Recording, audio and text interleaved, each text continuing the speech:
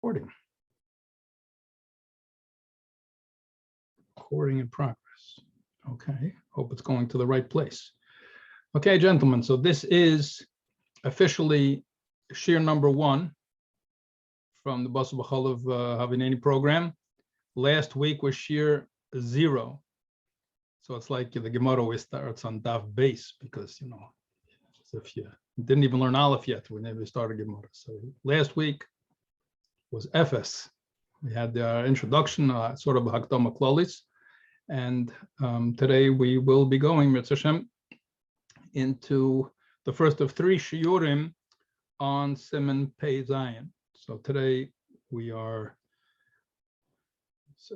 aiming to cover Sif Aleph through Dalet, and then we will be continuing the next Shiur, which will be after Pesach, Mitzvah Hashem. There's plenty of time for Chazorim to get acclimated to everything, and that will be Hey through Ches, and then Tes Yud and Yud Aleph will be the next one. So let me start by sharing the screen. Everybody has the Cheveres. You got a PDF that was sent out to everybody has, hopefully. I'll stop, you know, when after more people come by, just to make sure everybody's on board. So I might be able to post it too. Hopefully I'll be able to post it for those that don't have it. But the main thing that we'll be learning inside from the Chaveres is the Shulchan Aruch itself, Mechaber Ramah. So let us proceed and get underway. So hopefully you can all see the screen over here. So this is Shiur Mispar Aleph, Shiur number 1, which is, we're going to have a little bit more of Hakdama today. And as you can read, Siman Pei Zayin, Sif Aleph through Dalet.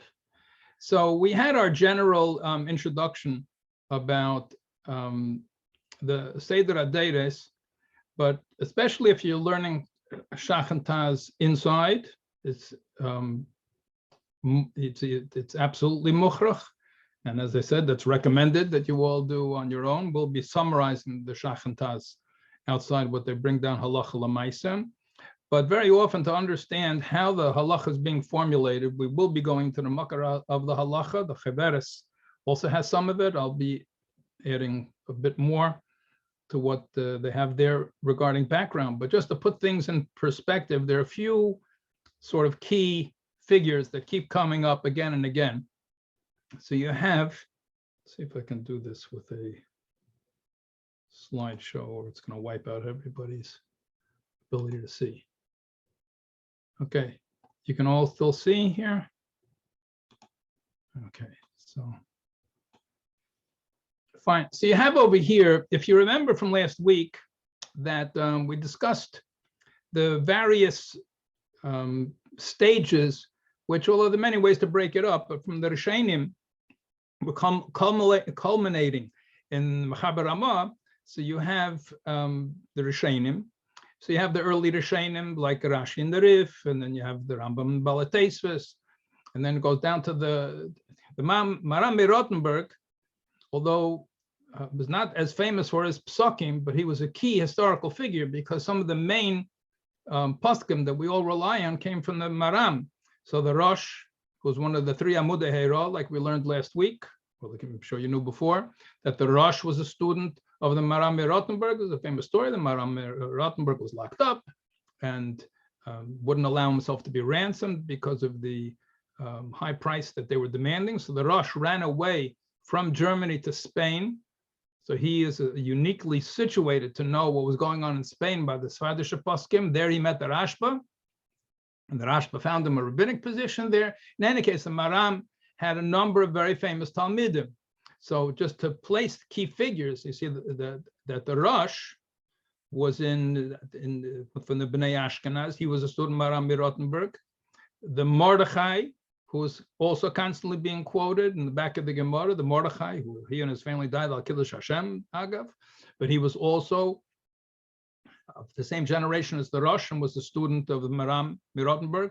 The Sha'arei Dura, you see over here, this old print over here of the Sha'arei Dura, was often quoted, and the commentaries on the Sha'arei Dura was also a student of Maram Rottenberg. Then you have the Rashba, the Teres Abayis Ha'orach. The Rashba was not a student of Maram Rottenberg. He was in Spain, not in Germany, but just to keep the generations straight, that he was at the same time as the Rosh, that they met each other.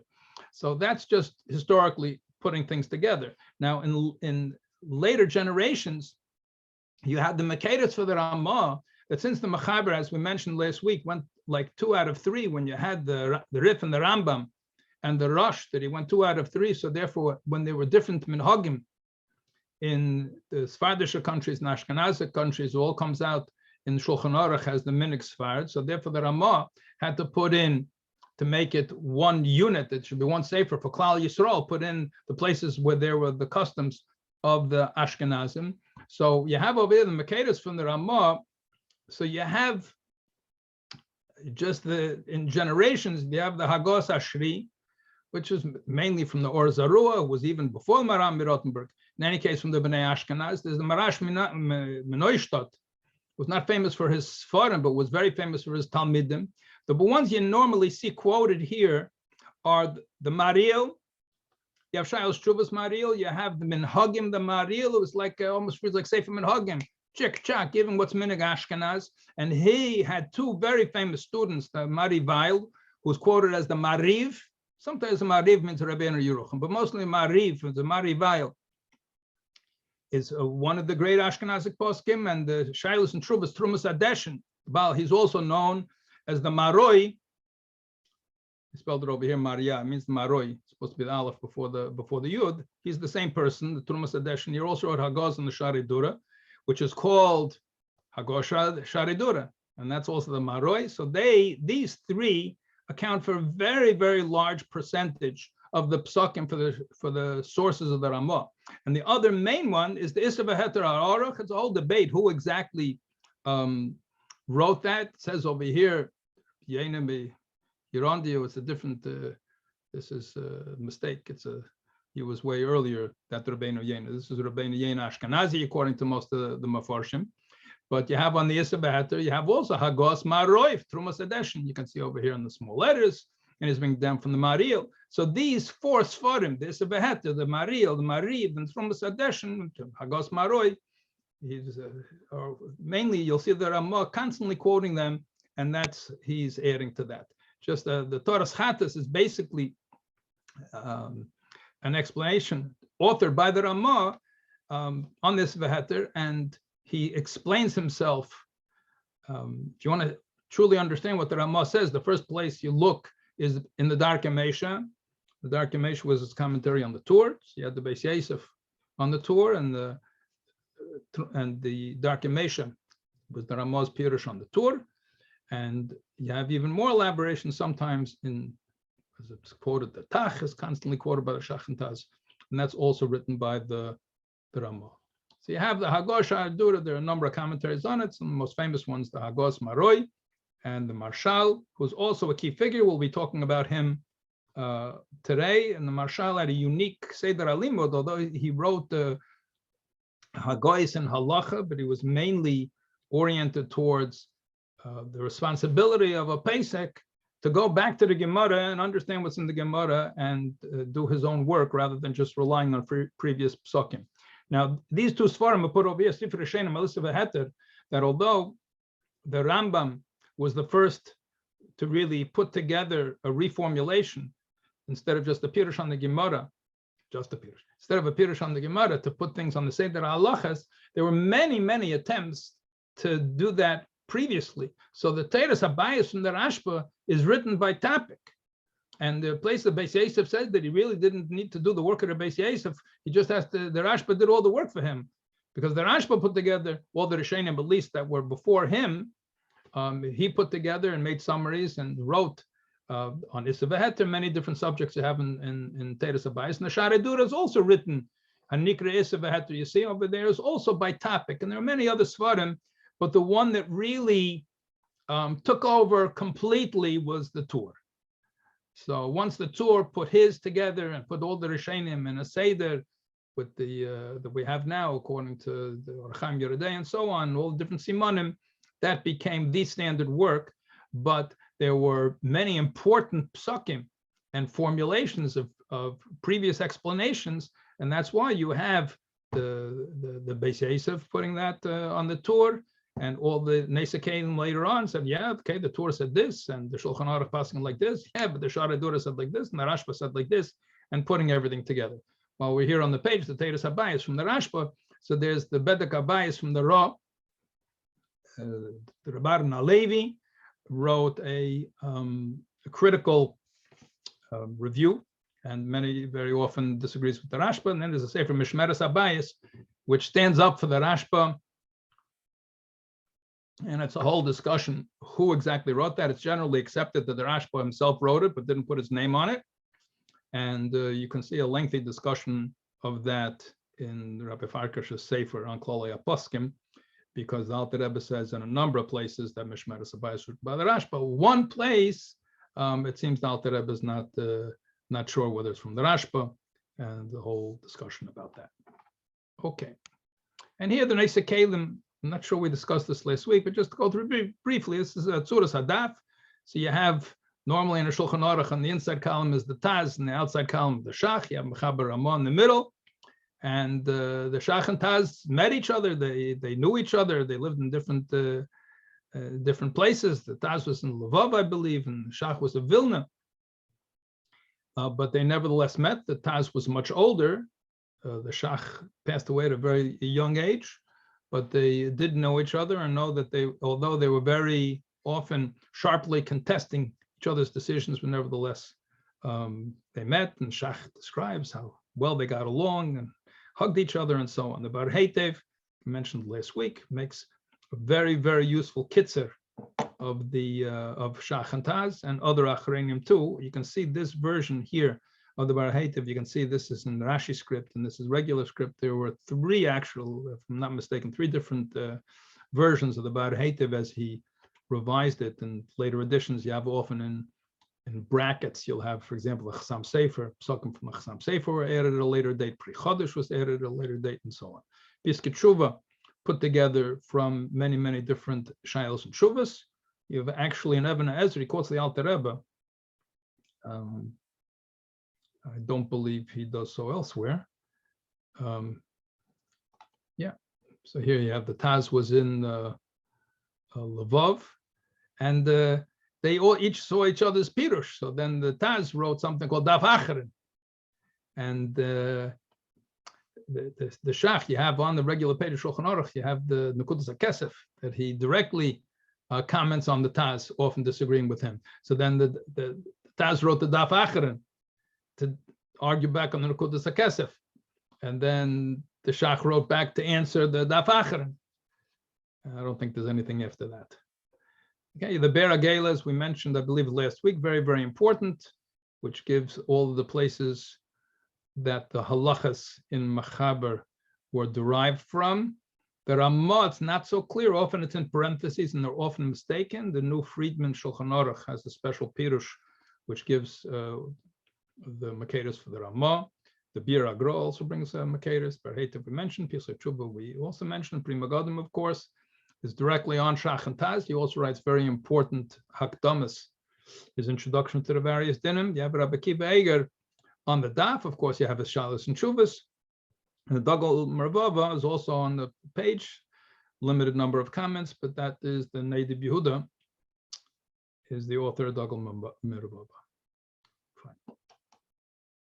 And then you have other Achreinim. You have Pri Chodesh. Alter Rebbe frequently quotes a Pri Chodesh from the Gdela, the Rabbanis Sfard of Eretz Yisrael. The Chavas Das, who also wrote many Svarim. The Beis Meir, also quoted frequently. Tzemach Tzedek and Kreisi Plesi. These are all Achreinim that have to be taken into account before you bring in Psak Halacha, as well as many other Achreinim and hundreds of Shailos and Shuvas as well. So coming to a conclusion is not so easy, and how we do that we discussed a bit last week, but let us go further. Okay, this is an overview of Siman Pei Zayin that I put together just to see where, in general, the Makedos are coming from.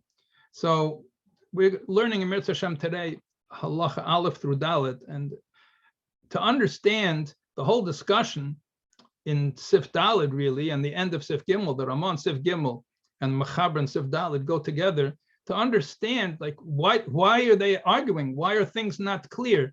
So when you go back to the Gemara and you see what came in, it makes it much easier to understand. So the first three sifim in Machaber all have their source in the Mishnah Gemara, and we're going to take a quick look at that as well. Whereas Sif Dalid comes from the Rashba. So the Torah doesn't mention it at all. The Beis Yosef mentioned it and decided to put it into the Shulchan Aruch. Now the Rashba, who's commenting over here on Bosor B'chalav, it's actually about the Inyan of Maras Ayin, which we'll be learning in the second half of tonight's Shiur, is taking it from Gemara and Krisis. The Gemara and Krisis tells you there's a Maras Ayin. We'll learn it about Dam Dogim, about blood that comes from fish. So he takes that principle that you have to worry about Maras Ayin. You have to put some scales if you're drinking blood out of a cup, even though the blood from fish is 100% mutter and you're allowed to drink it, but people will think you're drinking blood, and therefore you have to put some scales from the fish. The people should realize that it's the fish blood. The Rashba takes that and applies it to the din of Bosor B'chalav. Now, why did he pick the example he gave? He just takes one example of the Rashba. So that's going to be a whole discussion from the Nesa Kalim. And do we pass like the Machaber, the Ramah, different understandings and Shach and Taz, but it'll be clear to understand when you have the general picture. So not going into what each of the Gemaras are now, we'll do that as we learn each sif. But then you have Hey is the Gemara and Beya, and Vav and Zayin are also from Chulin, but they're reformulated. So actually the way they're quoted is not in the Seder Gemara at all. It all comes from the Gemara, but it's in the order that the Rambam put it. And then Sif Ches is psakt in from the Rosh. So it's also based on a Gemara, but it's psakt in from the Rosh. And then basically we have the last three Sifim, which are all connected with each other, also basically from the Gemara. So unlike the way they did it originally in their book, I'm going to do the Gemaras first. And here you have Sif Aleph, Beis, and Gimel in Machaber. So you have that. Hopefully you all have a Shulchan Aruch to have Machaber Ramah. And don't expect you to read it from here, just to show how it traces back from the Gemara. But the third piece over here is going to be important to learn inside. Just want to take a quick look over here and see where are we up to over here. Okay, hi Rabbi Sein. So Elam has gewachsen, so we grew over here a bit. Okay, fine. So I'm going to go back to share screen. We'll go through the Gemaras. Maybe we'll take a little break and everybody will introduce ourselves. So let's go back to the screen. So we're going to learn the Gemaras, and these are the basic Gemaras we need basically for today. Well, another couple of pieces here and there. So you have in Chulin Kuf Tez Vav Amud Beis. And before I start, I did want to mention that I think it's a very good idea, and it doesn't take so long. Take out a Mishnayos and learn Perek Kol HaBasar Mishnayos. Get straight the Mishnayos. Get it so you can say the ideas at least. B'chalal, it's good. You should later on. Chazara is essential. So when you finish, you should be able to say in your mind, maybe not every detail, but to say over what's in Pei Zayin, what was Sif Aleph, what's Beis, what's Gimel, what's Dalet. And you say it over tonight at the end of the Shiur, and you keep it up, and especially you do Chazara, especially at least Shabbos, to go through all the Chemer, go through the Chaveres, print it out, so you'll be able to go over it on Shabbos or whenever it is you have time. Very, very crucial, but having the Mishnayos clear gives you command. There's many dinim that come from the previous Perek Gidanosha too, but at least for the beginning, it's mainly Kol HaBasar, and most of Bosor B'chalav will take you through with Kol HaBasar. Okay, so the Gemara says, Daf Kuftas Vav Amud Beis, Diva V'Shmal Tana Leisa Vashal Gedi B'Chalei Vimei, Gimel Pam Echelis Achil Echelis Anab Echelis Bish. Okay, fine. We know when you see over here in the Machaber, that's brought. In Kuf Yud Gimel Amud Beis, Kol Makom Shnemer Gedi Stam. It says Kan Gedi Izim. So when it says Gedi Izim in Chumash, so why does it have to say Gedi Izim? If a Gedi means a goat, so why does it have to say Gedi Izim? Because a Gedi is not only a goat. So Kol Makam Shenemar Gedi Stam. So if it doesn't say specifically what gedi means with some sort of descriptive term, shem lavoy, going together with it, like gediizim, I feel a part of a rachel b'mashma. There's not only a goat; it also includes the bakar, includes cows, and oxen, and rachel and sheep are also included. And that you have in Siv base gedi lav dafka. Okay, what's going to take a bit more concentration is over here. And the Kuf Yud Gimel Amud Aleph, a Mishnah.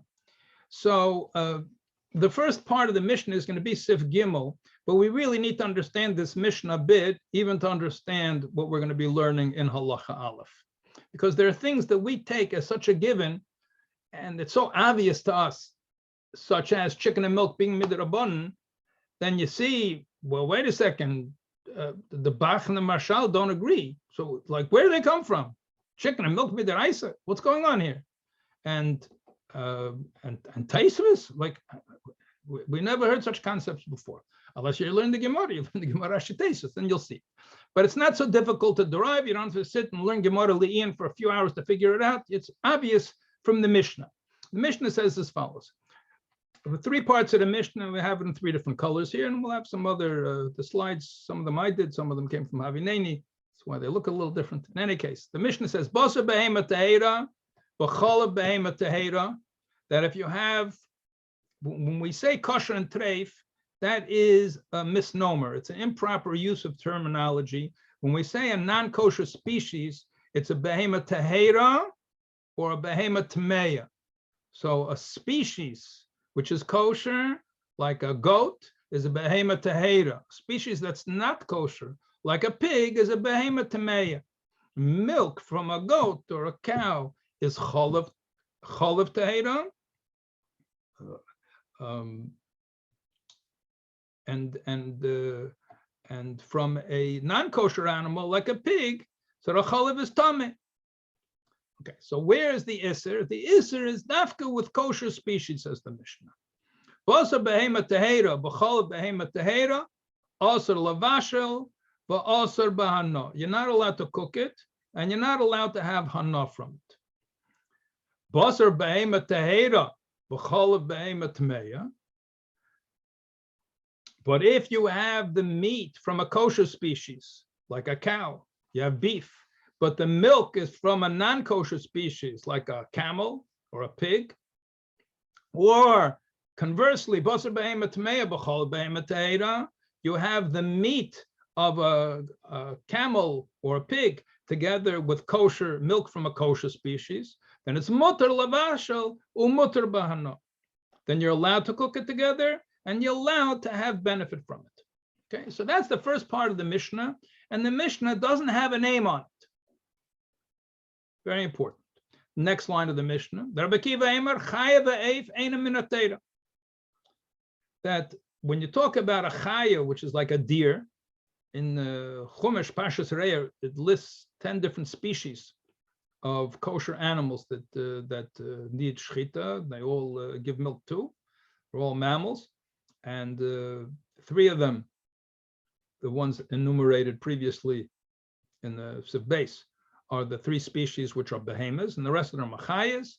The 2 main differences: that you need kisei adam to cover the blood after shechita is only for a chay and a eif, not for a behemoth. You don't do kisei adam, and so to chaylev, the fat is prohibited on a behemoth, person chayiv kares, and the fat on a chayav off is mutter. Well, we do Pesach without schmaltz, right?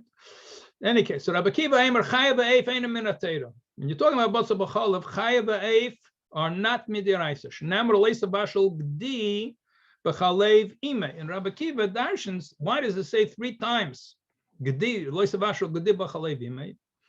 Shleisha pamim prat l'chaya u'la'eif u'behemet tmeya. Comes to exclude a chaya, comes to exclude a off, comes to exclude a behemoth tameya. So behemoth tameya, we could say, is not a gdid. Question: why do we need 3 times? And an off, b'chal doesn't give milk. So where do you have chalevim by a off? Rabbi Yisrael Glili is going to say that. And a chaya is not a gdi either. It's not in the category of gdi. So the question is, why does he have to learn the pasuk like that? But anyway, that's the psak of Rabbi Kiva. And basically, Shulchan Aruch pasuk like Rabbi Kiva. Agav a chaya v'eif, that it's midrabanan. But Rabbi Yesa Glili, next line of the Mishnah, disagrees. Rabbi Yesa Glili Emer Nemar leiseichlu kol nevela, but Nemar leisabashal gedi b'chalev ime. Esha also mishum nevela also lebashal b'chalev. So something that's prohibited, that the meat, if it was not shechted properly, is nevela. So that's what's the kind of meat that we're talking about, that there's a prohibition of basa b'chalev. Nevela and treifa are two isurim de'araisa. Nevela is when an animal died not through shechita. So either it died by itself, it's a nevela, or if it was shechted improperly, it was a nevela. If there's a pegim in the chalif, sheichet shechs, and there's a blemish in the knife when he shechts, it's also a nevela. A treifa means that it had a disease.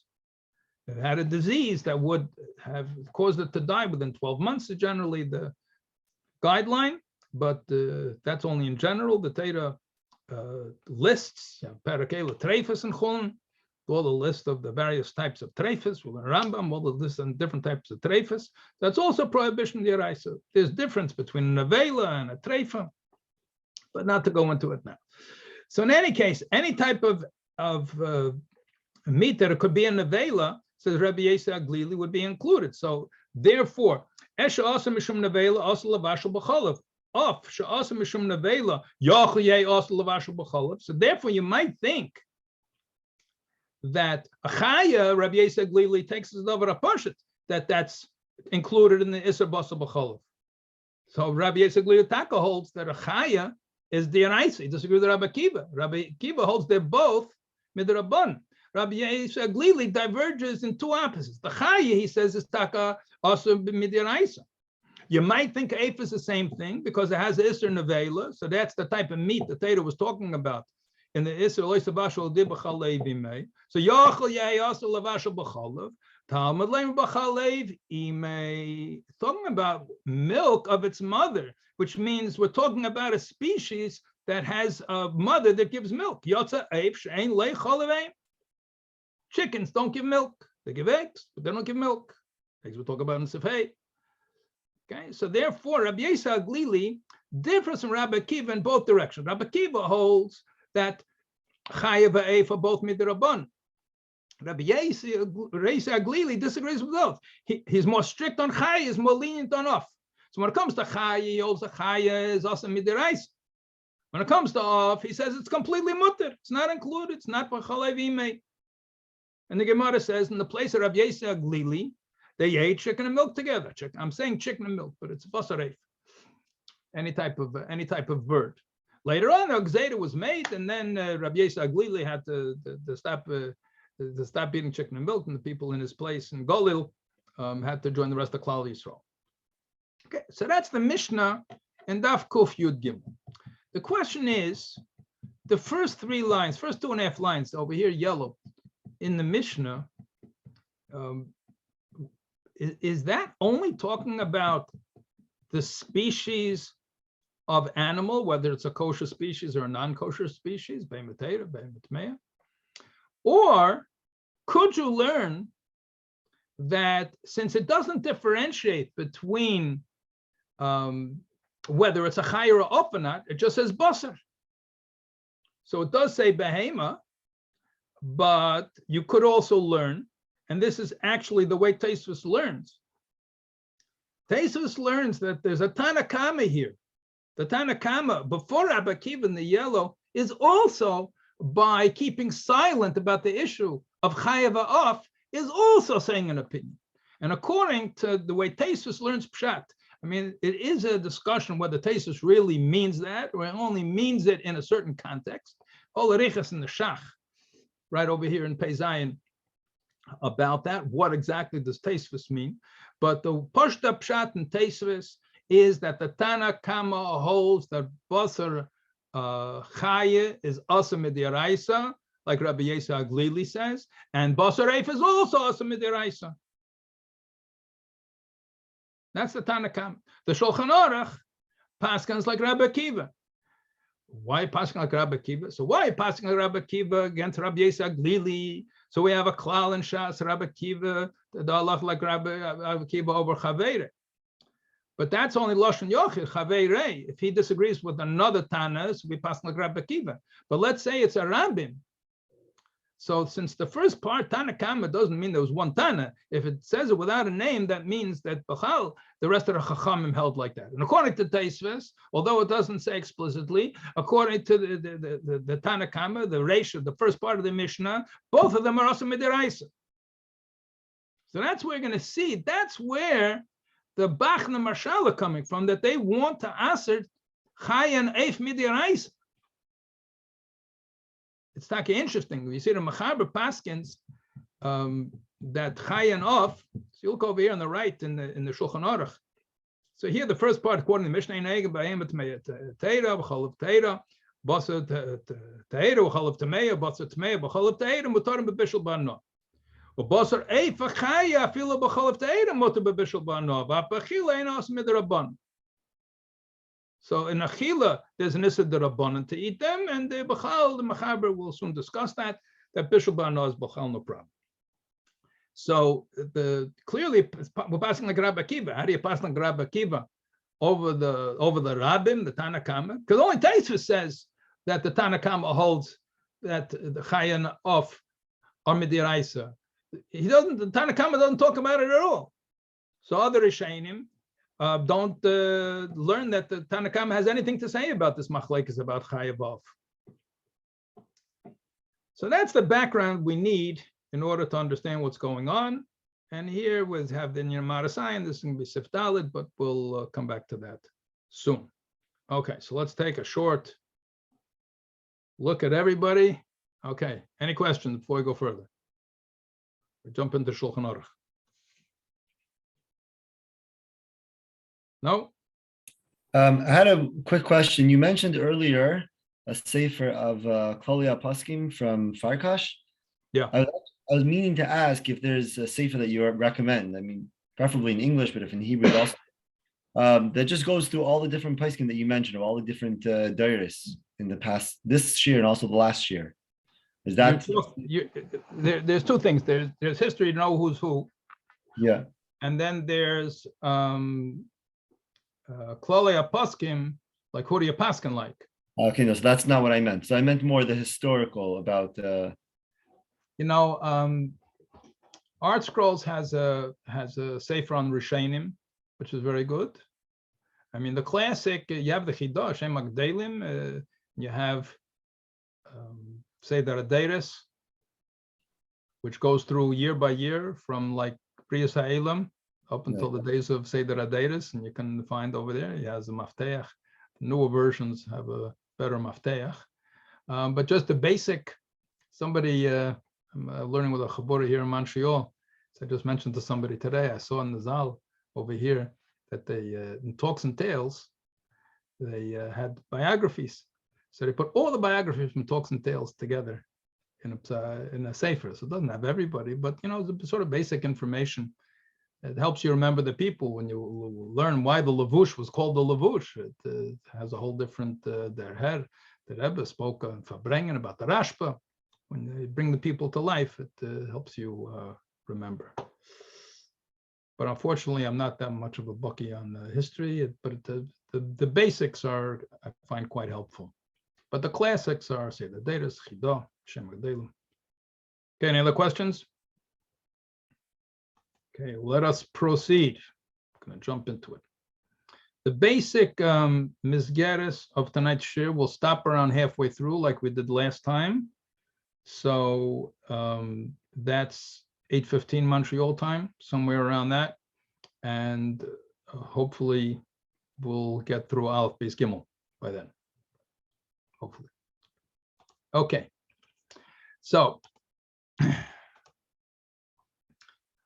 you have 3 times, one for Isser Achila, one for Isser Bishul, one for Isser Hano. What we're going to be dealing with in Siman Pei Zayin is these words, Le Savashal Gdi B'chalei Vime. You wouldn't imagine 5 words could be so complicated. But the Klolim, as I mentioned, we're going to have in Siman Pei Zayin, we have to identify what precisely constitutes Savashal. We need a more accurate definition of that, because there are all sorts of things that become prohibited when they're put together, but not necessarily is there a bishul. We're going to have something which is soaked together. We're going to have right away at the beginning of Sif Aleph. So what is the precise definition of Savasha? And then we need the definition of what's a Gedi. And we're going to have that right away in Sif Beis and Gimel. And we're also going to have it later on in Vav and Zion. And so to Cholov, what's considered Chalev Imei, and how the Imei get into the picture, and what's the halachic significance of that. So all of these klalim we're going to have in Sim Pei Zayin. Why is it repeated 3 times? Because there are 3 different isurim: Isur Achila, Isur Bishul, Isur Hana. So Isur Achila, we all know, Isur Bishul means that even if you're not going to eat it at all, if you have a job working in somebody has a job working as a non-Jewish restaurant, so even if they cook the food or they're in chef school and they have to cook basar b'chalav and they throw it in the garbage, it doesn't matter. As soon as they cook it, they're already transgressing the Isur Bishul. And Isur Hana is that you're not allowed to get any benefit from it whatsoever. So you have the whole Shulchan Aruch, the whole Kol Teira Kula is all connected with each other. So when you have other Isurei Hana, like Chametz Pesach or things like that, you can learn what's exactly considered to be Hana or not. If you're working in a supermarket by the checkout counter and you have to punch in that the bread that this non-Jew is buying, the non-Jew is buying from a non-Jew bread, and let's say you don't even need to touch it, but you have to punch in that the bread cost this much money and you're getting your salary for being at the checkout counter, is that called Hana? If you're a waiter and you're delivering food, there's basar b'chalav and you're delivering it to the person. You're an Uber driver and it's Uber Eats and it's basar b'chalav or chametz b'pesach. Is that called Hana? These are very good questions. That what exactly is considered Hana? Where I'm just raising the questions now. If we have time left at the end, we can go in more detail of it. But these are the sort of practical shilas that come up in terms of applying these isurim. Now, one might ask, if one is Isur Achila, one is Isur Bishul, one is Isur Hana, so why doesn't it say Lei Seichel Gediba Chalevime, Lei Sabashal Gediba Chalevim, Lei Tahanig Gediba Chalevime, or however you would conjugate that word properly. So we have a klal Derech Bishul Asra Teira, which means that even Achila, if you have milk and meat together, you have a slice of meat and you have a slice of cheese and you eat them together without them being cooked together, that's only an Isur D'Rabban. That even this Achila is only when it's Derech Bishul. When it's cooked together, then you're prohibited from eating it together. When it's cooked together, then you can't have Hana from it. But if they're not cooked together, then it's mutter to have Hana from it. So it says Lo Savashal. There are many other reasons too, but that's the basic reason that we're learning right over here. Now, it says 3 times. How many lavin does it count as? So you have all machlekes rishonim about this. L'may nafkamina, how many lavin? When there's malchus, there's a nafkamina. There could be other nafkaminas also, a halacha, how many yisurim there are, but there are those that say it's all one isur, and it just is repeated 3 times, as we have many places in the Torah. There are others that say it counts as 3 separate lavin. Those are counted separate as 3 separate mitzvahs in the count of Taryag mitzvahs.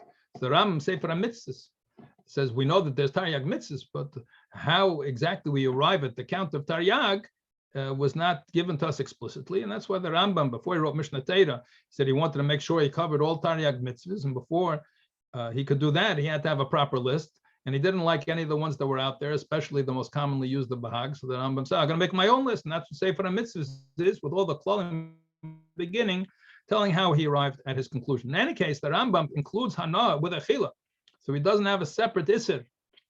He only has 2 instead of 3, so he's in between. So he says Hana is a type of Achila, or Achila is a type of Hana. There are many different types of Hana. Achila that's the main Hana. So he only counts it as 2, the Rambam, but that's in most cases of academic importance, doesn't have too much application. So this is Sif Aleph in Shulchan Aruch, Kosa B'Teira, Leisa Bashal Gediba Chalei Vima. Here are the 3 places it says, twice in Chumash Shmeis and once in Dvorim.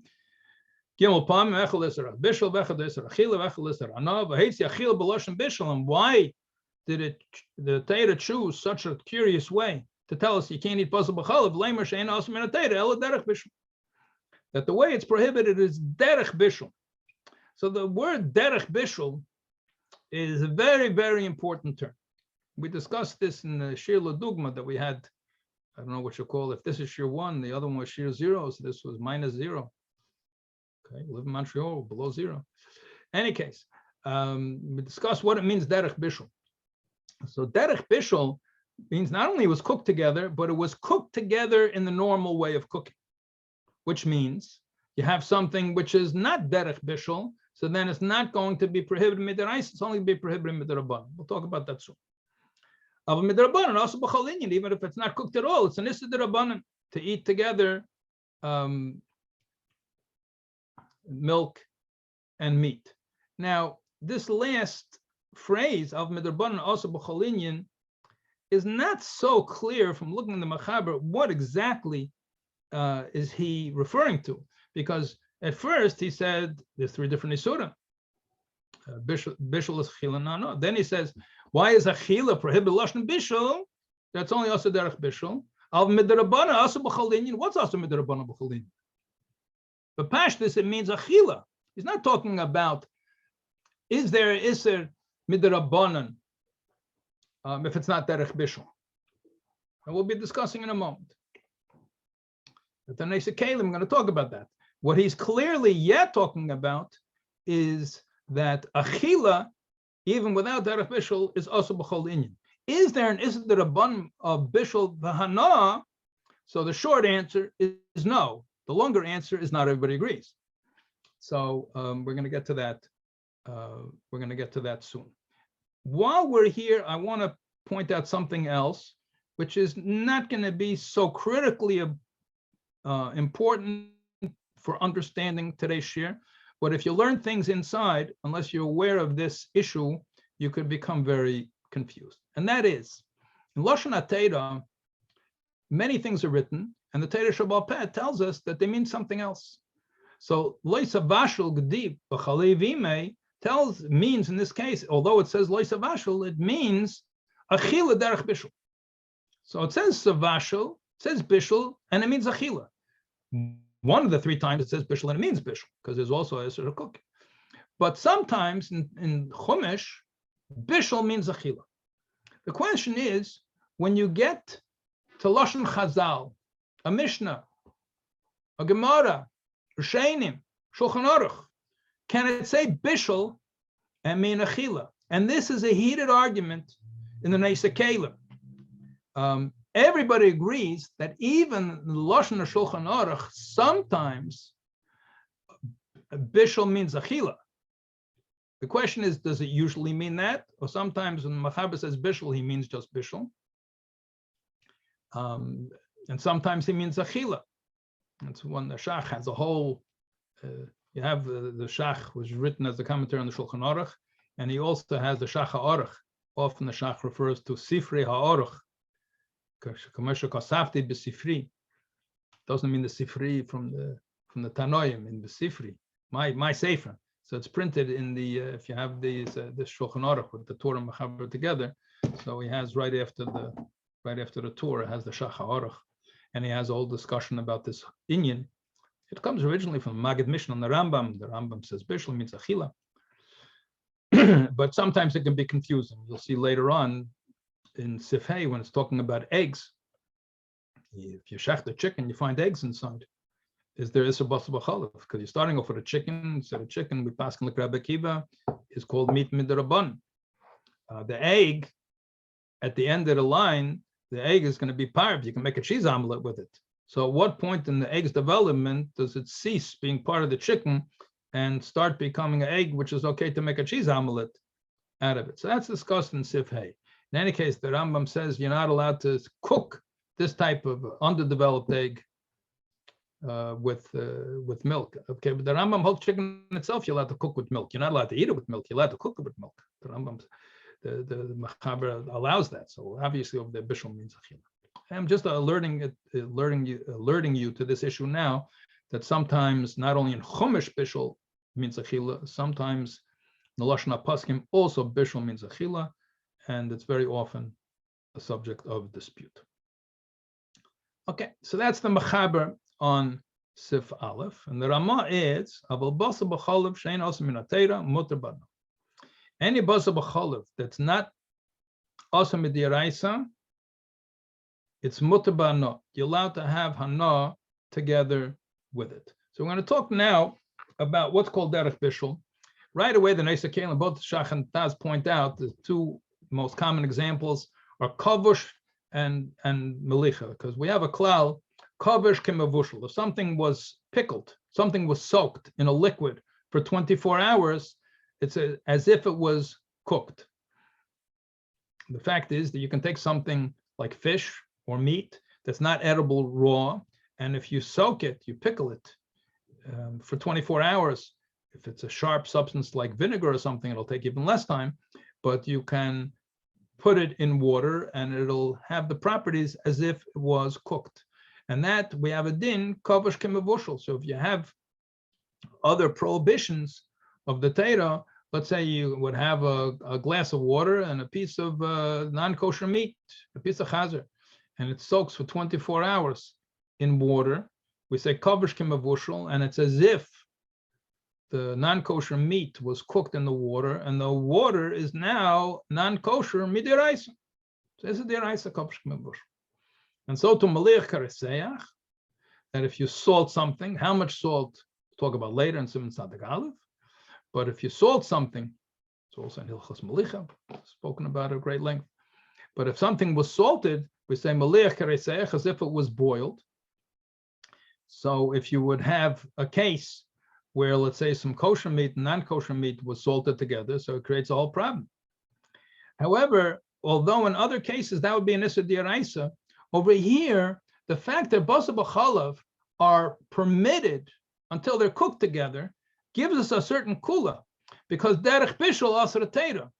The Gemara says derech bishul asar teira. So therefore, since kavush and maluach, soaking something or salting something, is not called derech bishul, so then they're going to be the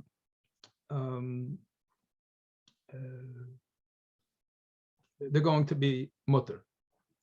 In the chat, the question Maskan the Shach and Lashon Chachamim, the Shach brings down many cases.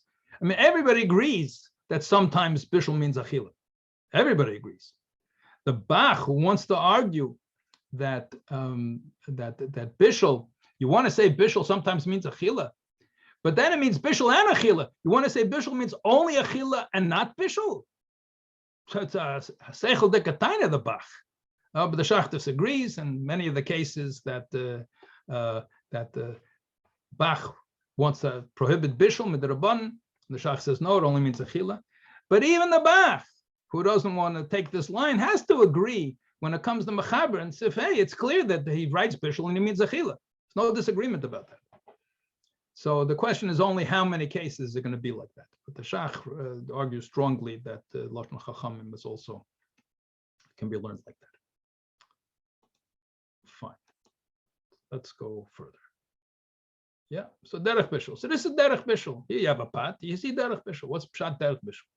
That you have a liquid, chalei v'imei, and then you have a solid, which is the leisavashal gdi, and you're cooking together in the liquid. And when you cook things together, the taste goes from one to the other. The taste of the gdi goes into the chalei v'imei, and the taste of the chalav goes into the bosor, and that's derech bishul.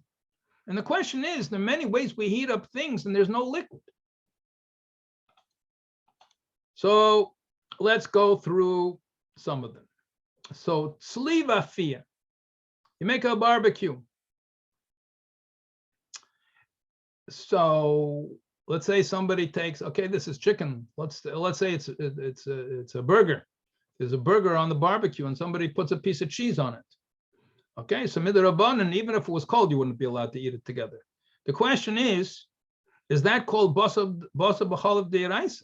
Is it also ba'ano? So if it would be cooked together in a pot, that you would cook milk together in a pot with meat, so then it's basa b'chalav d'oraisa, and you're not even allowed to give it to your dog. You can't even give it to animal shel hefker. It's also considered to be hano. You do anything with it. You can't give it to your non-Jewish neighbor. He's allowed to eat Bosor b'cholav if he cooks it. But if it was yours, you're not allowed to have any benefit from it. And even giving it as a gift, you're getting indirect benefit from it. So that's also asr. Okay, but let's say it was tzli. All it says in Torah, leisa bashal g'di b'chalivim. Is tzli called derech bishul?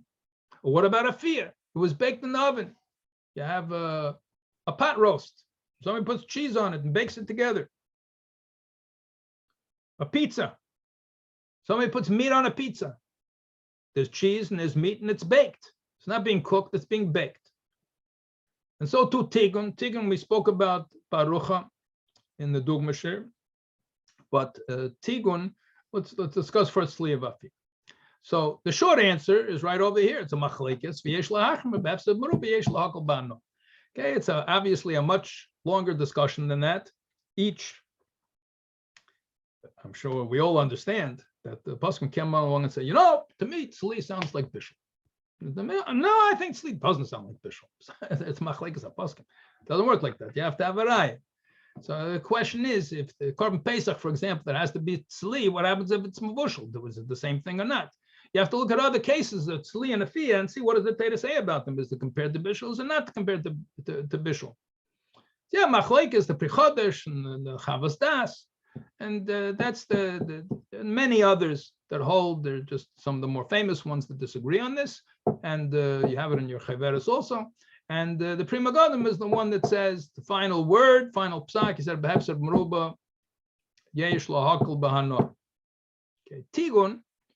I'll make a brief summary for those that did not hear the Shir L'Dugma, but that also there's a similar machlekes l'gabe tigun. But first we need a definition of what exactly is tigun, because tigun is more similar in a way to bishul than sliyav and afiyah is, because tigun is liquid. So here you see some schnitzel which is frying in oil. So there's oil. So why is this not called bishul? So if it's deep fried and it's covered in oil, so most of the paskim say that is bishul. Bishul doesn't say that it has to be in water. For carrot and chumash, it's also not water. It's chalav. Doesn't have to be water. So over there, it's chalev vime. So it's chalav. Chalav's not water. So as long as it's a liquid, clearly it's bishul. So when you deep fry something and it's covered with liquid, so that's papashtis. That's bishul. There is an opinion that says not like that, but that's nidchem halacha. Halachically, that's called bishul. There's no question about it. If you use some you have these sprays, for example, you put a tiny little bit of oil on the bottom of the frying pan to keep it from sticking. So the Alter Rebbe speaks about this, and the Poskim speak about that, and that's clearly afiyah. The Alter Rebbe speaks about this more barucha in the Hilchos Birchas Hanenim. And Tzemach Tzedek, actually in Piskei Dinim, when there's a number of places, Piskei Dinim, you have a few sifim Shulchan Aruch, with the Tzemach Tzedek, Poshet writes, I'll say there Shulchan Aruch in Piskei Dinim. But over there in Bosor b'cholav, he quotes the Alter Rebbe in Berchas Hanenim l'gabe tigun to define tigun. So if you have only a little bit which is sprayed on the bottom to keep it from sticking, so the cooking is being done by the heat. So that's called afiyah. If it's totally covered, so then it's called bishul. So what's tigun? Tigun is in the middle. You have a little bit, but it's not covering it. What's the status of tigun? So those that say it's like bishul, those that say it's not like bishul.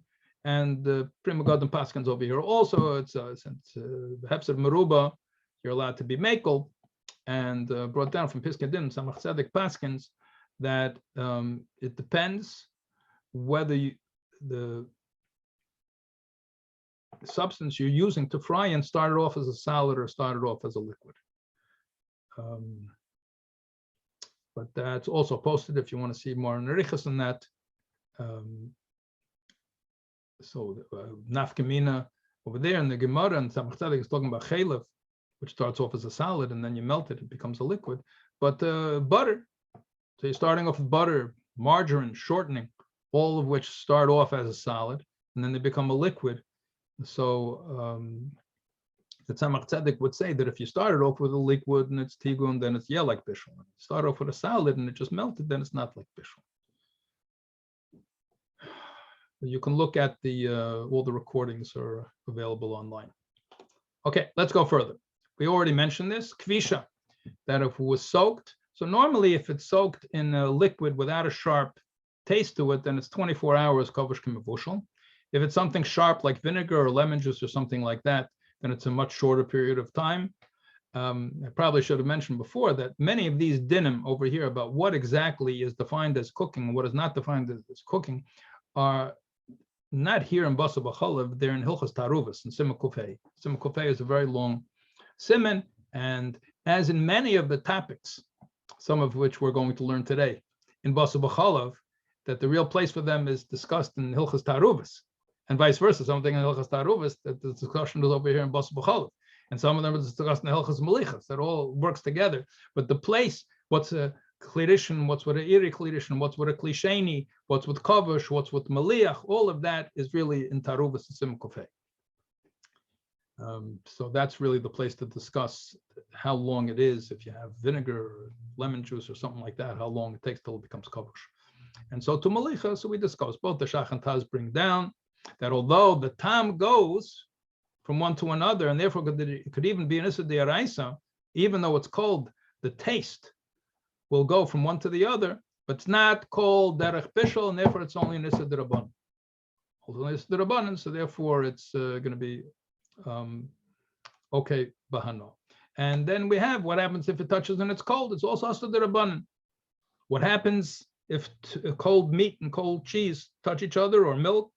That's going to be discussed in Siman Tzadik Aleph, and so too if one of them is hot and one of them is cold, or they're both hot and they just touch on a counter. All of that is going to be discussed in Siman Tzadik Aleph. Yeah, I discussed the Tzemach Tzedek on Tigun Baruch and that Shiur, so you could look back at that just to address the chat. Let's go further. We got a lot to cover here. We're still in Sef Aleph. Now, Ramah says, Kol Bosor B'Cholav she'ein oseh min ha'Torah mutar b'hano. Okay, both the Shach and the Taz quote the Marshal. The Marshal wants to say that even if it's midirabanan, it's also oseh b'hano midirabanan. That's what the Marshal says. We're all pasking chalko al dvarav ken Allah. The Allah is we don't pass like the Marshal. We do not say that there is a issa derabanan of hana. That when there's a issa achila midirabanan, it doesn't mean there's issa hana midirabanan. The Marshal says there is, but the Shach and Taz bring down that none of the poskim say that. So you have achila, yeah, you have midirabanan, but there's no bishul midirabanan, and there's no hana midirabanan. According to what it says over here, even though it's also midirabanan, there's no isra achila. Now there's this minchas yankiv that we're going to discuss later on in the Siman. The real place for this is later on. There's a whole minchas yankiv is a wrote many svarim. This particular minchas yankiv, he wrote a pirush on the Teres Chatas, on the Tach from the Ramah. But Minchas Yankov also wrote the Chayk Yankov. Chayk Yankov is one of the main mafarshim on Hilchas Pesach. The Alter Rebbe is constantly quoting him, and he wrote many other Shvus Yankov, Shailos and Shuvas. He wrote many svarim, very famous Pesach. And he speaks the case of people that are mixing together water that's cold, Bosor B'Cholav, to feed to the animals. So he brings down over here, L'chatchila ein la'arif Bosor B'Cholav tzeina manas la'anas mehem. To get hanof, even though it's cold, so there would be an iser achila midirabanan, and according to what the Ramah says over here, if it's not also minatera, like cold meat and cold milk, it's only also midirabanan to eat. It's mutabana, says the Ramah. So the Minchas Yankov still says lachatchil, you shouldn't do it. That's the way they quote the Minchas Yankov. Whether that's exactly what the Minchas Yankov meant to say or not is somewhat debatable, but we'll discuss it later on. There's a long Ramah where it speaks about mixing together different types of water, and that's really the place for this. Rabbi Kiva Eger just says, look at the Minchas Yankov over here in Sef Aleph, the Haggad's on the Shulchan Aruch. That's what he says. Yeah, it's the Rabbi Kiva Eger. And Rabbi Kiva Eger, in that same note where he quotes the Minchas Yankov at the end earlier, he says a very important thing, that if you soak together, you pickle together Bosor B'Cholav. So we say that it's also me'achila, even if there would not be just be cold and you didn't soak it together, it's still also midirabanan to eat. Okay, is it also is a bishul? No, there's no a bishul, no a no. But he points out you can't take this piece of meat after it was soaking in the milk and then cook it. Then it's going to be also midiraisa.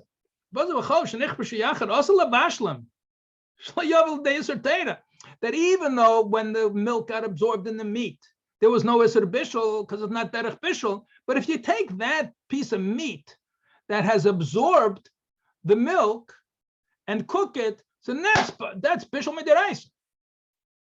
So you're not allowed to cook it later on. This we say that with this coverage, there's no Isser Bishul D'Oraisa. Rabbi Akiva Eiger just points out, halt cup, don't get carried away. It doesn't mean every case is going to be mutter. You could come very easily to the D'Oraisa. Okay, here are some common, but some they picked some cases over here. I think there are a lot more common cases that was discussed in the Poskim, that there was a Michael, the Milchik Michael, I think it was, and there was a Chash, that there was a ziyuf on it. Somebody had mixed some fleishika things. They wanted to send it to a lab to test. And the process of testing in the lab, they would have to cook it. So the shaila is, were they allowed to do that?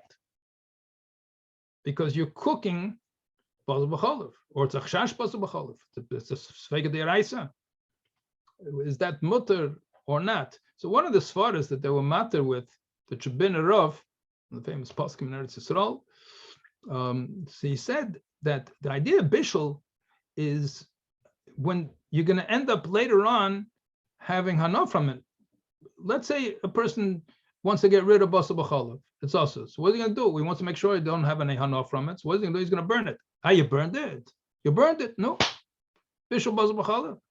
Is that bishul Bosor b'cholav? You burned up some Bosor b'cholav together. Somebody made Bosor b'cholav. You throw it into the fire. So now what happens? You're doing bishul Bosor b'cholav. So he said that doesn't apply. And there's a whole discussion among the poskim whether such a thing applies. Some of the poskim make a shaila that you have fleishika towels and milchika towels, tablecloths. Can you throw it in the washing machine together? So this, I don't see this being much of a shaila, aside from the fact that who says that the fleishika towels and how much milk and meat is there l'chatchila. You have a tablecloth, okay, maybe there's a piece of cheese on it, but how much do you have there already? And then it's going to be, aside from the fact that there's soap, we'll talk later on about a davar of pagan, but you have water there, bittul b'shishim. Anyway, it doesn't seem like much of a shayla, but just an interesting thing to think about. This is more karov l'metzias, that if you have let's take, here's a double sink. So you have a double sink, so one's milchik, one's fleishik. Sometimes it gets stuffed up and it comes back up. So here I have, they made it look like Yosemite over here, and it's coming out with a bekeach. I guess this is going milamata l'mayla from the other side. Maybe there's a fleishik sink and the milk is coming out over here and going to the shemayim. I don't know exactly. Looks like it's photoshopped. Whatever the case is, you can easily get something backing up, and you have the fleishik backing up through the pipes and coming into the milk. And then you're going to put hot water there till you want to clean it up. And what's going to be? You could have milchiks there, fleishiks together. The water that's coming out, if it's yatzaled display, if it's hot water, so it's iriklidishin. In general, the principle is iriklidishin. The boiler is a klidishin, and a water that's you don't have to know this. I mean, you have to know it Hilchas Shabbos, I guess. But you have the whole discussion of in Hilchas Taruvas that it's mavashal b'kedei klippos. Oh, machlekes, what's the din? Maskana in general is that it will cook the upper layer.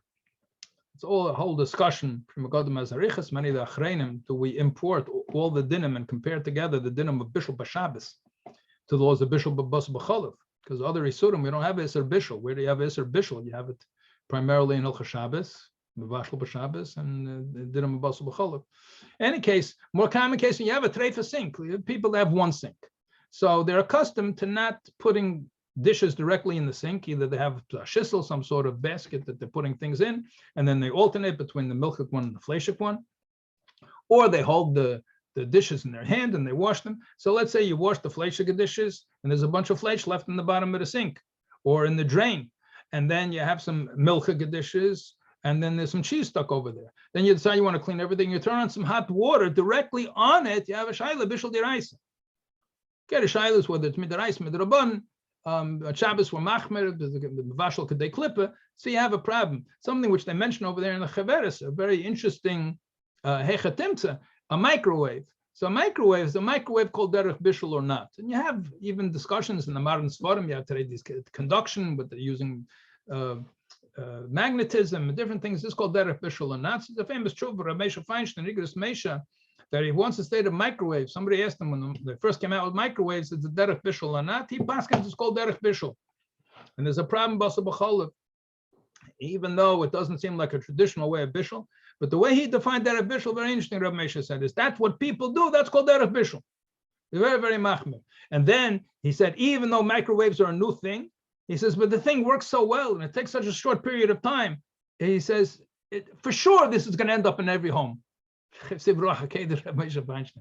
few times he did that when he was talking about timers, when he was asked about timers for lights and can use it for other appliances as well. So Rav Moshe said, the day is going to come that you're going to be able to run a whole city with these timers.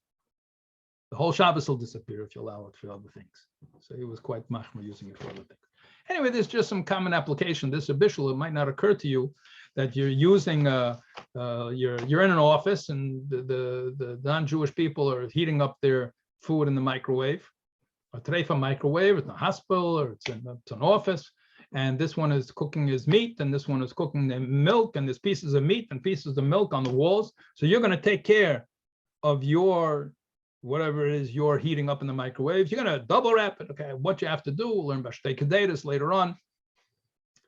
We have a talk in Bosor b'cholav later on about that you have to double wrap, is enough to single wrap, whatever the case is. You're going to wrap it up, you're going to put it inside the microwave, and everything's going to be fine. But is everything going to be fine? Maybe you're cooking the milk and meat, which is there stuck to the wall in a microwave. Shaila l'machshava. Okay, so we have now, we're moving on to Siv base. We're a little bit behind in time, so this I think is pretty pashut, and we already spoke about it. We'll be able to go through more quickly than otherwise expected because we made a lengthy introduction from the Gemara. So here we learned Siv base K'dilav Dafka who had share Sev Eis Leishna b'Chalavim Leishna b'Chalavecheres Ela Shadibra Kosbei. It talks about the regular case. Why is it a regular case b'Chalavime? Because the ime is right there around. So you have a discussion. Why does it say Chalev ime? So you have Rishenim. Let's first get you have in the pictures over here. So Bosor. So you have Gedi or any of those types of animals. That's this minatera. Bosor Chayav Eif b'Chalav. So we paskin like Rabbi Kiva that it's an issa d'Rabban. And Bosor Dogm b'Chalav, if it's fish with milk, is mutter mikaradin. Is there something? Is there a sakana or not? We'll talk about soon. Agav, it's an interesting thing, that everyone said. My inyan is the different from a steer and Rambam. Famous steer in the Rambam. The Rambam paskins over here, but Machal Sasuras, but also the Bosor Pasna Rabbi Kiva Chayav is midarabban in Hilchas Ma'amrim. When the Rambam speaking about the difference between Issa Derabban and Issa Deraisa, he brings an example that he says Bosor Chaya is also midaraisa. And a person might make a mistake with off. So I mean midarabban misyog latera, because you might come to the person might think that person will come to make a mistake between Eif and Chayas. Mashma over there, the Rambam holds over there, that's midaraisa. Anyway, lalacha we hold that Bosor Chaya v'Eif are both midarabban, like Rabbi Kiva says. Why does it say Chalev ime over there in the pasuk? So the pasuk, the Rishonim talk about that. Ebenezer said that goat meat is dry, and therefore to make it moist, the Yishmaelim, he says, used to cook it with the milk, and the mother's right over there, so they would cook it in the milk pasuk to make it edible. The Rambam says it was part of a Veda Zara to cook dafkin Chalev ime. That's why it mentions the pasuk Chalev ime. There are other things we learn out from Chalev ime, and we'll have later on the next shiur. We're going to talk about Chalev Mesa, for example. If you have an animal that died and the milk is left over in the udder, the animal that died is only a midrabanan, because once the animal is dead, it can't become a mother anymore. So Chalev ime comes to exclude Chalev Mesa. It's an interesting discussion Rabbi Kiva Eger has over here about Chalev Treifa. Let's say if an animal was treif. So we have a cloud that if an animal is treif, it could become pregnant, but it can't give birth if it's a treifa. So the shaila is, since it can never become an aim, it won't give birth. So would we say that Chalev Treifa is also midiraisa, even if it's from a kosher animal, a kosher species? So it's not a behemoth tamei, it's a behemoth ta'era, but since it's Chalev Treifa, maybe that's not called Chalev aim. And from there, it's interesting, the whole din of a surrogate mother, just to see how it is. You should learn all the mefarshim on the daf. So talking about surrogate motherhood, let's say you have a fertilized egg from one woman and implanted into another woman, who's the mother? So one of the rayas that the contemporary poskim bring is from this Rabbi Kiva Eger, that the cow a treifa could become pregnant. Okay, so it's expecting, but that's not enough to make chalevima until it gives birth. Or is it enough to call it chalevima? Anyway, it ends up not being a real proof for the case of surrogate motherhood, but just to show how kol atera kula, when you have knowledge in different areas, how it helps you out. Now, Bosor chai v'eif, afilu b'chol of teira, mutar b'bishul b'anav, ap achila eina asar elam midrabanan.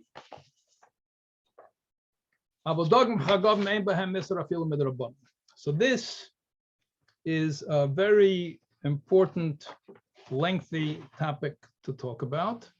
And I think we're going to have to spend a few minutes. I see there's a question over there on the chat, but I just want to be able to structure this in a way that we should be able to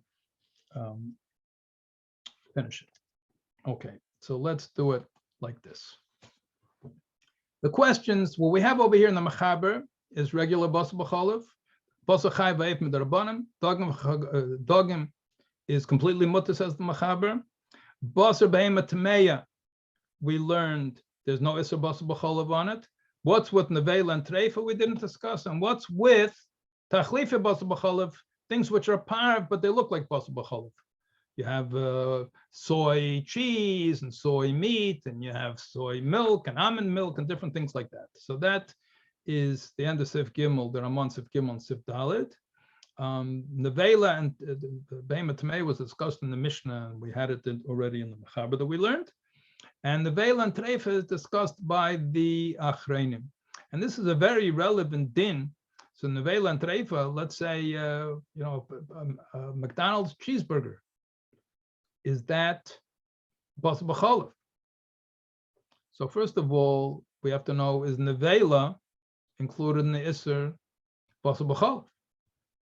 We have a klal, ein Isser chalal Isser. If you have already one Isser, it doesn't make another Isser on top of it. But the Rambam holds bishul as a separate Isser. So therefore, even though it was already prohibited because it was nevela treifa, and we would want to say ein Isser chalal Isser, but nevertheless, the Isser Bishul is another Isser. So therefore, the Nesekalim bring down, the Achreinim bring down that you do have an Isser Bosor b'cholav. So therefore, it would be prohibited. Shailas, we have a heter of tigun, so I don't know exactly what they're using to fry. I don't know b'chal whether it's meat over there either, but that's besides the point. So would it be prohibited under such a condition? It could be according to Samach Tzedek, if you have starting with a salad and the shortening instead of using a liquid to fry with. Perhaps there would be a sinus makam lahatir, but Pashtus one is not allowed to do so. Now, over here, so this is the Mechaber of base, this is the Mechaber of Gimel that we just read. And what happened over here in Sif Gimel, so this we're going to be able to go through very quickly. The Mechaber paskin straight out that chayav v'eif is midrabanan, and even that is mutter b'bishul b'ana, and in achil it's only midrabanan. So the Marshal Nebach says daiku miloshen maroi. The maroi, the Trumas Hadeshin, in his Hagos, he writes down that we should be machmer l'das hateisvus. That's what we discussed. Das Hatesus learned the Mishnah over there that it doesn't pass like Rabbi Akiva, it passes like Tanakama. So there are many reasons the Shach writes why we don't paskin like the Marshal Nebach, and the Maroi didn't mean it, and it could be even Tesus didn't mean it. He was only saying it in a certain context, as we mentioned before, but they hold Lamaisa, and it keeps cropping up because although the Shach is Mabatal, this Shita, Hakol Bakol, but the Taz doesn't. The Taz, he doesn't pass him like that, but he'll take it into account later on. We'll soon see. We pass him also midrabanan. Mashal Nebach want to say that it's also midiraisa. Shach has a sharp haloshen over there. He brings from the Shach quotes the Rambam. It says that somebody, if it says midiraisa, is ever baltesis. that it's a prohibition. They're starting up with the Marshal and the Bach. The Bach was a very holy person, the Bach. The Bach a quarter all over in Chassidus. The Baal Shem Tov gehalten von der Bach, a Welt, the Marshal. Anyway, Baltesef. So that's the maskana that we have Bosor, which is Osam min Atera, Osam min Derban, and we have Dogim, which is also called Bosor, which is Mutar min Adin. So this we learned already. This was the Mishnah. Tanakam Rabbi Akiva, Rabbi Yisrael Glili. This is just a summary of what we learned before. Rabbi Akiva hol Bosor Chai ba'efs midrabanan. Rabbi Yisrael Glili disagrees with both. He puts Chaya up to an Isra min Atera, and he demotes Eif that it's Mutar afil midrabanan. Rabbi Yisrael Glili ate Bosor Eif. Now Tanakama. So the way the Taisvis learns, Bosor Eif Chai is also min Atera. And the Rosh says, Tanakama leisik b'din Chai b'eif. He doesn't say anything about Chai b'eif. He's talking about Behemoth Tmeya, Chalav Behemoth Tmeya. It's not talking, there's no das, there's no third opinion here. The first part of the Mishnah is only talking about camels and chazerim. The Rabbi Akiva and Rabbi Yisrael are talking about Chai b'eif. That's machlekes Rishonim. Most of the Rishonim hold like the Rosh, and that's not the way we paskin, not like Teisus. So the Shulchan Aruch, Shach and Taz, the halach is we paskin like Rabbi Akiva. The Marshal paskins like Teisus. It's also min Atera. Fine. We'll finish Dogim, then we'll take a break over here. So the Beis Yosef writes about Dogim. So we said Dogim chagam mutalach and mechalav.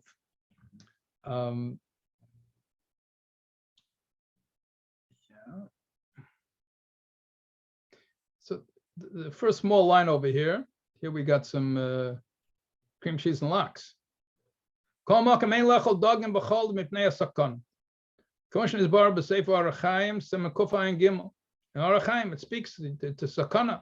Says the Beis Yosef you shouldn't eat dogim b'cholav. The only problem is you look at semakufay and gimel as this dalit is the dark Mesha. Both of them are on the tour, but over here the dark Mesha is commenting on the Beis Yosef. But later he said miyama in his heart and I never saw people being careful about fish and milk. But gam b'Arachaim semakufay and gimel ain't el shalei lechol Bosor. The Bosor b'shum sakana. It says you shouldn't eat fish and meat. It doesn't say fish and milk. That's what it talk about in Kufay and Gimel. It doesn't have any mention over there in Arachaim about fish and milk. It's only talking about fish and meat. Al b'chalav shari. To have fish together with milk is no problem. Finally comes to some Kuf Tazayin. Kuf Tazayin and Yeridei is the things which are prohibited because of sakana, and that's where the dinim of not eating fish. You have two places. You have in Arachaim Kufay and Gimel. Shouldn't eat fish and meat, and you have in your day kufta zayin under the things that are prohibited because they're dangerous. So the Ramah Psalosh and V'loch and Nerish and his Arav Larav Beis Yosef Bos B'chalav. To me, it seems that the Beis Yosef mixed up Bos B'chalav. What does it mean that he mixed up? He meant to write, you're not allowed to have fish with meat, and he wrote milk, but he really meant meat. And this is a whole discussion. The Piskei Tshuva brings down different opinions, and well, the Achreinim that says, yeah, that he didn't write that, but nevertheless, that the doctors of our time, you have all different mafarshim. They say it's prohibited, and others say it's not milk. The only that it's not all milchiks, it's only milk. And others say the butter is mutter, and everything else is also. All different sorts of opinions over there. The Piskei Tshuva writes about it on the page over there, and I once asked the Zalman Shimon this question, of Zalman Shimon Dvorkin. It says the whole thing is, I said, what do we do? So he said it depends on the minig. So I said, what's the minig? If it's a Beis Rivka in New York, always serve tuna fish with cottage cheese. Okay, what's with bagels and lox? Lox and cream cheese. The bagels and lox not a problem. The cream cheese, what's going on? What's a minig? He said, totally a minig. So I said, what's the minig? He said, I don't know. I said, Zalman Shimon, you were in Lubavitch.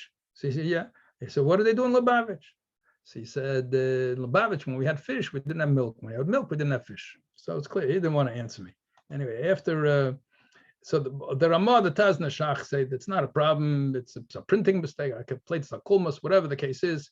We don't see any prohibition of eating fish and milk at all. This Kechuva brings down different opinions.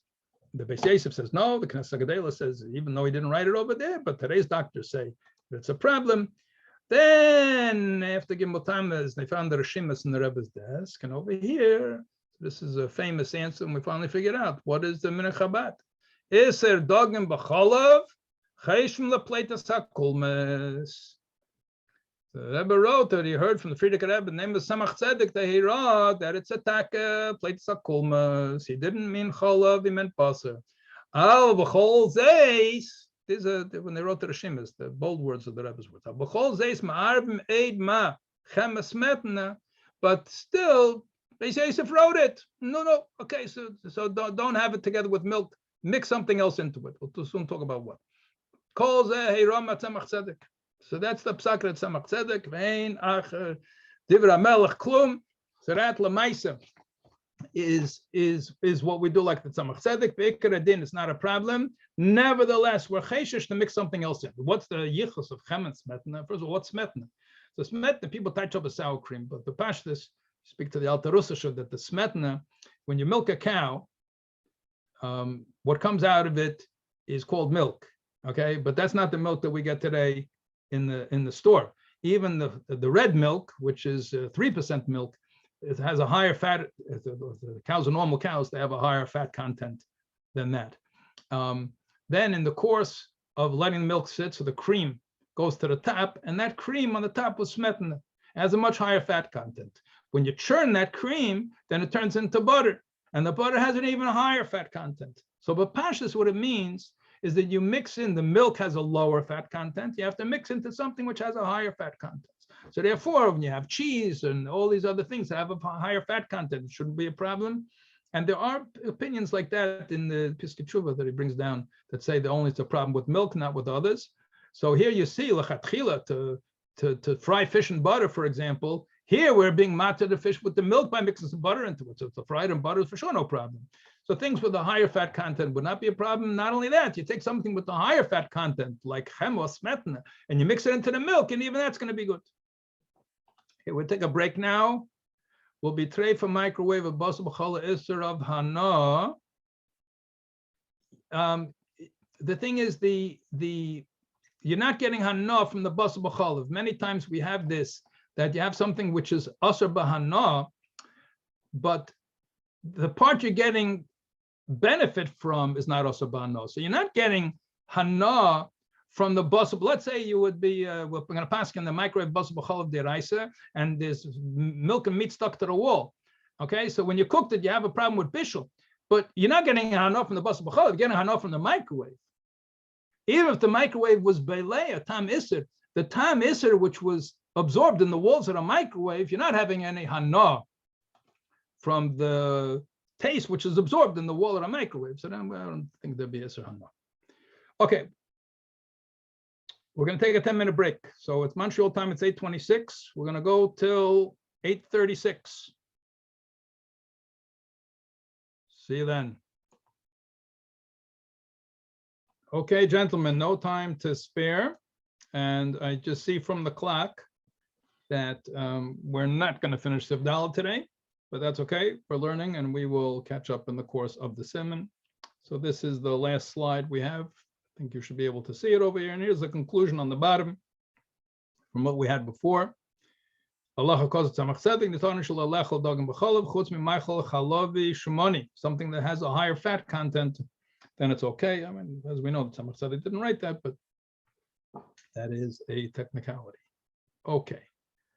So what I want to do is as follows. All right. Okay. Now, what we're doing now is some introductions in order to understand Sif Gimel. Can everybody hear? Everybody's okay? If there's any problems, let me know in the chat. Okay. I guess you can hear me. So what we're going to have to do to understand, there's a very big machlekas poskim here that we need some background for. So as I said, we will be learning the concepts sometimes out of order because we need to learn them first in order to understand what's going on. So here, this is a concept called chtichanas nevela, Chanan for short, chtichanas nevela. We're going to have to learn two concepts in order to understand what's going on in this Sif Gimel, and a whole long shach and taz, but we have to go in order, and it's not difficult to understand. It just has a number of pieces and some prior information, which I'm sure many of you, most of you have heard before in some sort of context or the other, but we have to review it to make sure it's clear. The first concept is called, as I said, Chtechanas Nevela, and we're going to have it soon. And you see in the upper left corner, it's in the Siman Tzadik base. If Gimel and Dal talks all about Chtechanas Nevela, but we need to skip ahead. It'll make it shorter when we get there. We need to skip ahead in order to understand what's going on over here. And then we're going to have one concept from Taruvis. We're going to have to learn about Chtecharola Skabit, and then we'll be able to learn our Sif Gimel properly. What is the concept of Chtechanas Nevela? So when you have, let's take on the left. Here you have a piece of meat. Both of these are pictures of a kosher steak, okay? Red drop fell into this kosher piece of meat, and that is some blood.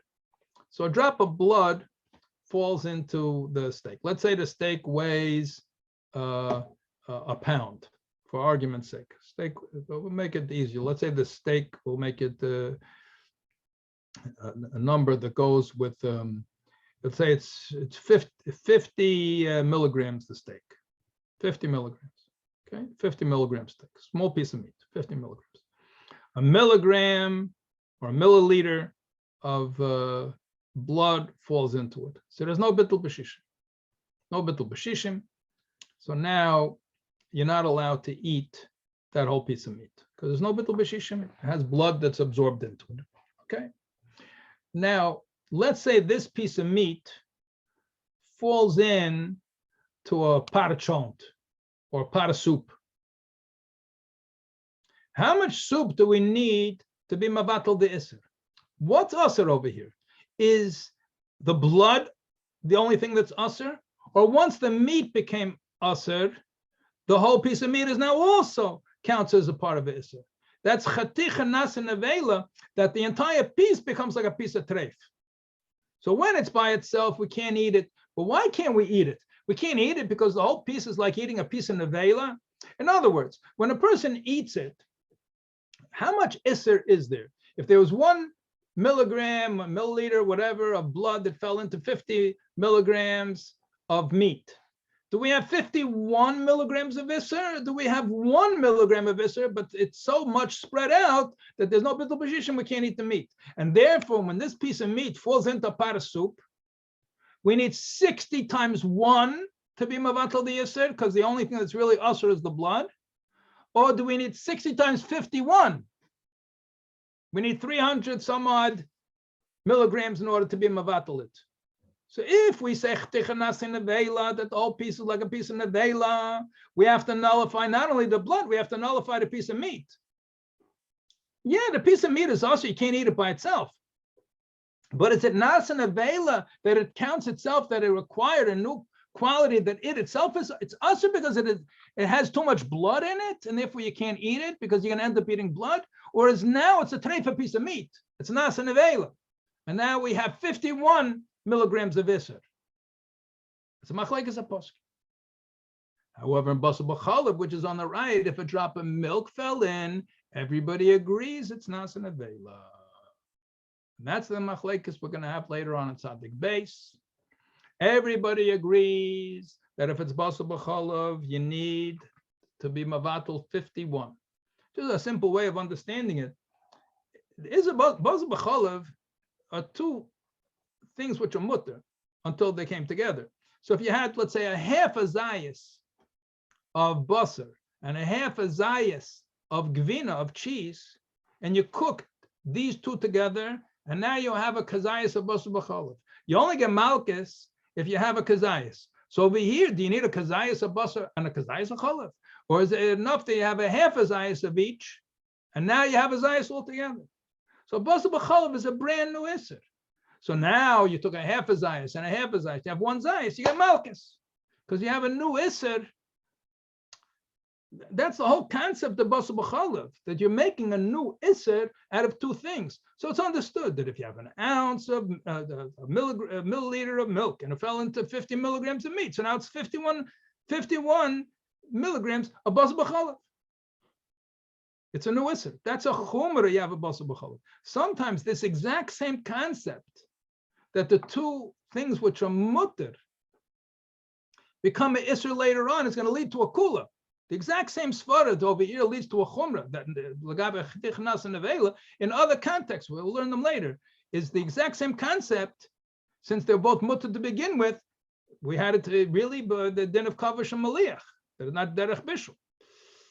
So then the shari surim, it's going to be aser. In the case of it could be midiraisa. In the case of Bosor Chalv, it's only midirabban. Over here, it's the other way around. Shari surim, it's a machlekes where we say nas and nevela. But at Babi Bosor Chalv, everybody holds a cheticha nas and nevela. Concept number one. Clear? There are no questions. I'll go further. No questions? Weiter. Oh, there we have. Okay, so now the milk fell into the meat, and now it's gray. That looks sholosh klippos atameis to me.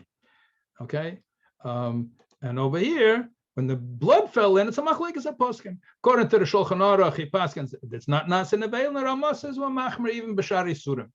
Even according to the Ramah, you'll see when we get to Siman Tzadik base. Even according to the Ramah, that says by shari surim, by other things, not just Bosor b'cholav, that by other prohibitions we also say cheticha nas and neveila. Even then, there are certain kulas. We still don't treat Bosor b'cholav exactly the same like shari surim.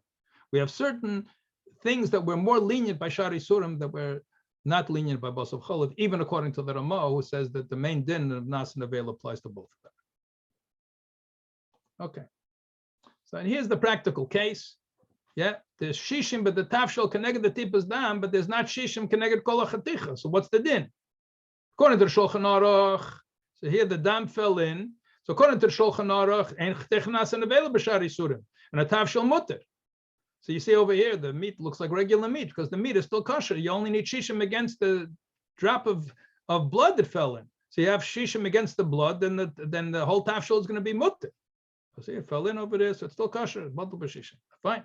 But according to Ramah, since he holds a nas and neveila, b'shari surim, so then the whole thing, the whole piece of meat is us. They're not shishim against the chaticha, so then the whole pot becomes aser. Let's hope it turns color. Doesn't turn color. Okay, fine.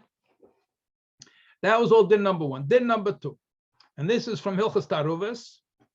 So you see over there, Siman Kuf Aleph Sif Gimel, Sif Aleph. It might be Sif base. Anyway, the din of chaticha ro'el iskabed. Chaticha ro'el iskabed is the din is as follows. We have, let's say, two liquids, one kosher, one treiful, and in general we have a din of bidl b'shishim. When you have dry pieces of things, a davar yavish. So it depends. You learn Hilchos Taruvos. Is it two different things? Is it two of the same type of things? Let's say you have chicken and someone it's all chicken, but one is nevela, and you have a piece of nevela and you have a piece of kshera, and they're mixed together, min b'mine. So in general, we'll say it's bottle berev. You don't even need shishim in such a case. Okay. So we have here's a I guess this is a bunch of pieces of chicken over here, and this gray one over here is a treifa piece of chicken got mixed in. So so I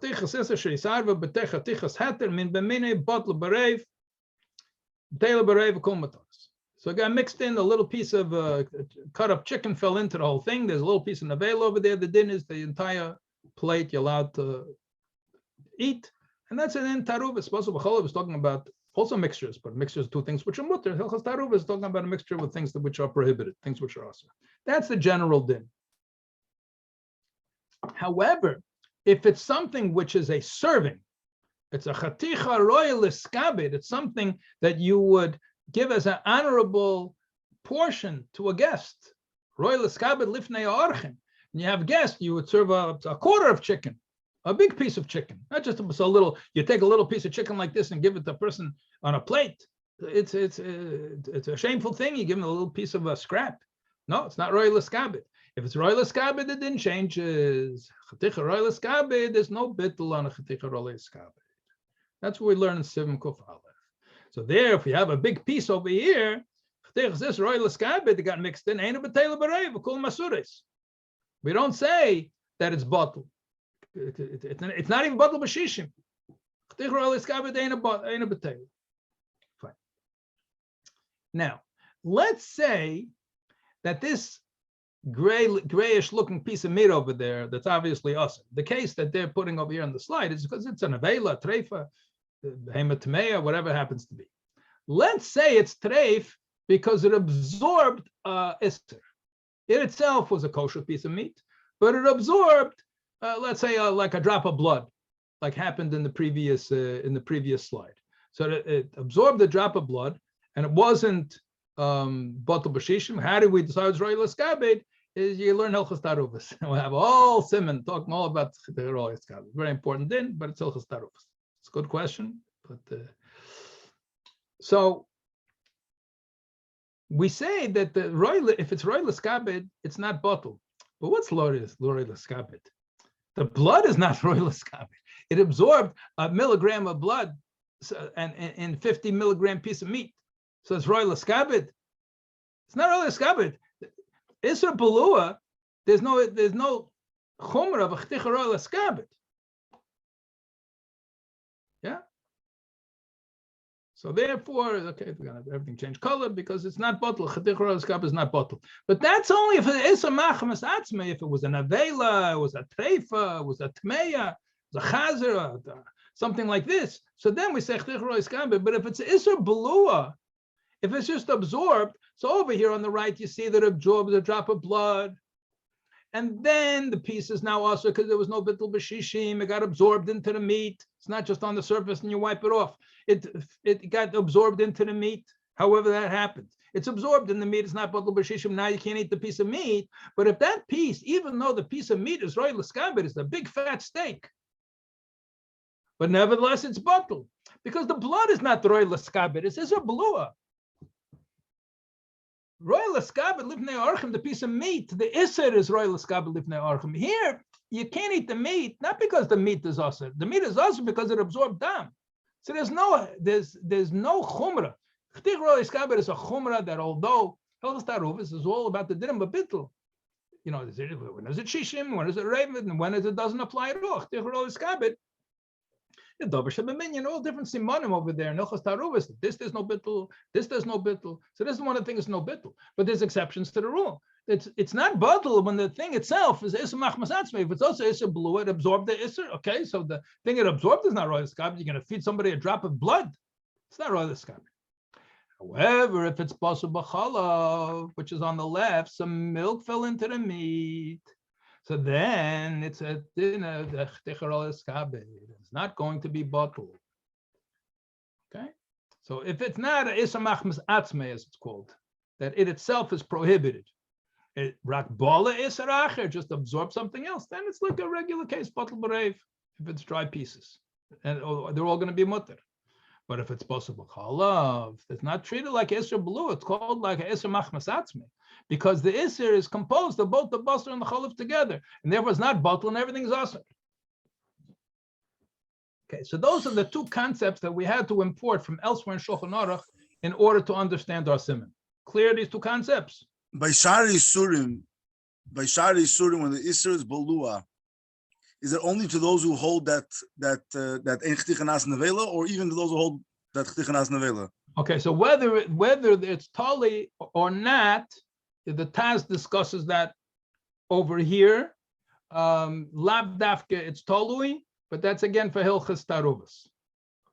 Very good question, and that's the shach and the Nekudas HaKesef. Also doesn't like the Taz's the shach doesn't like the Taz's approach to this. But now we have the concepts we need in order to understand Sif Gimel.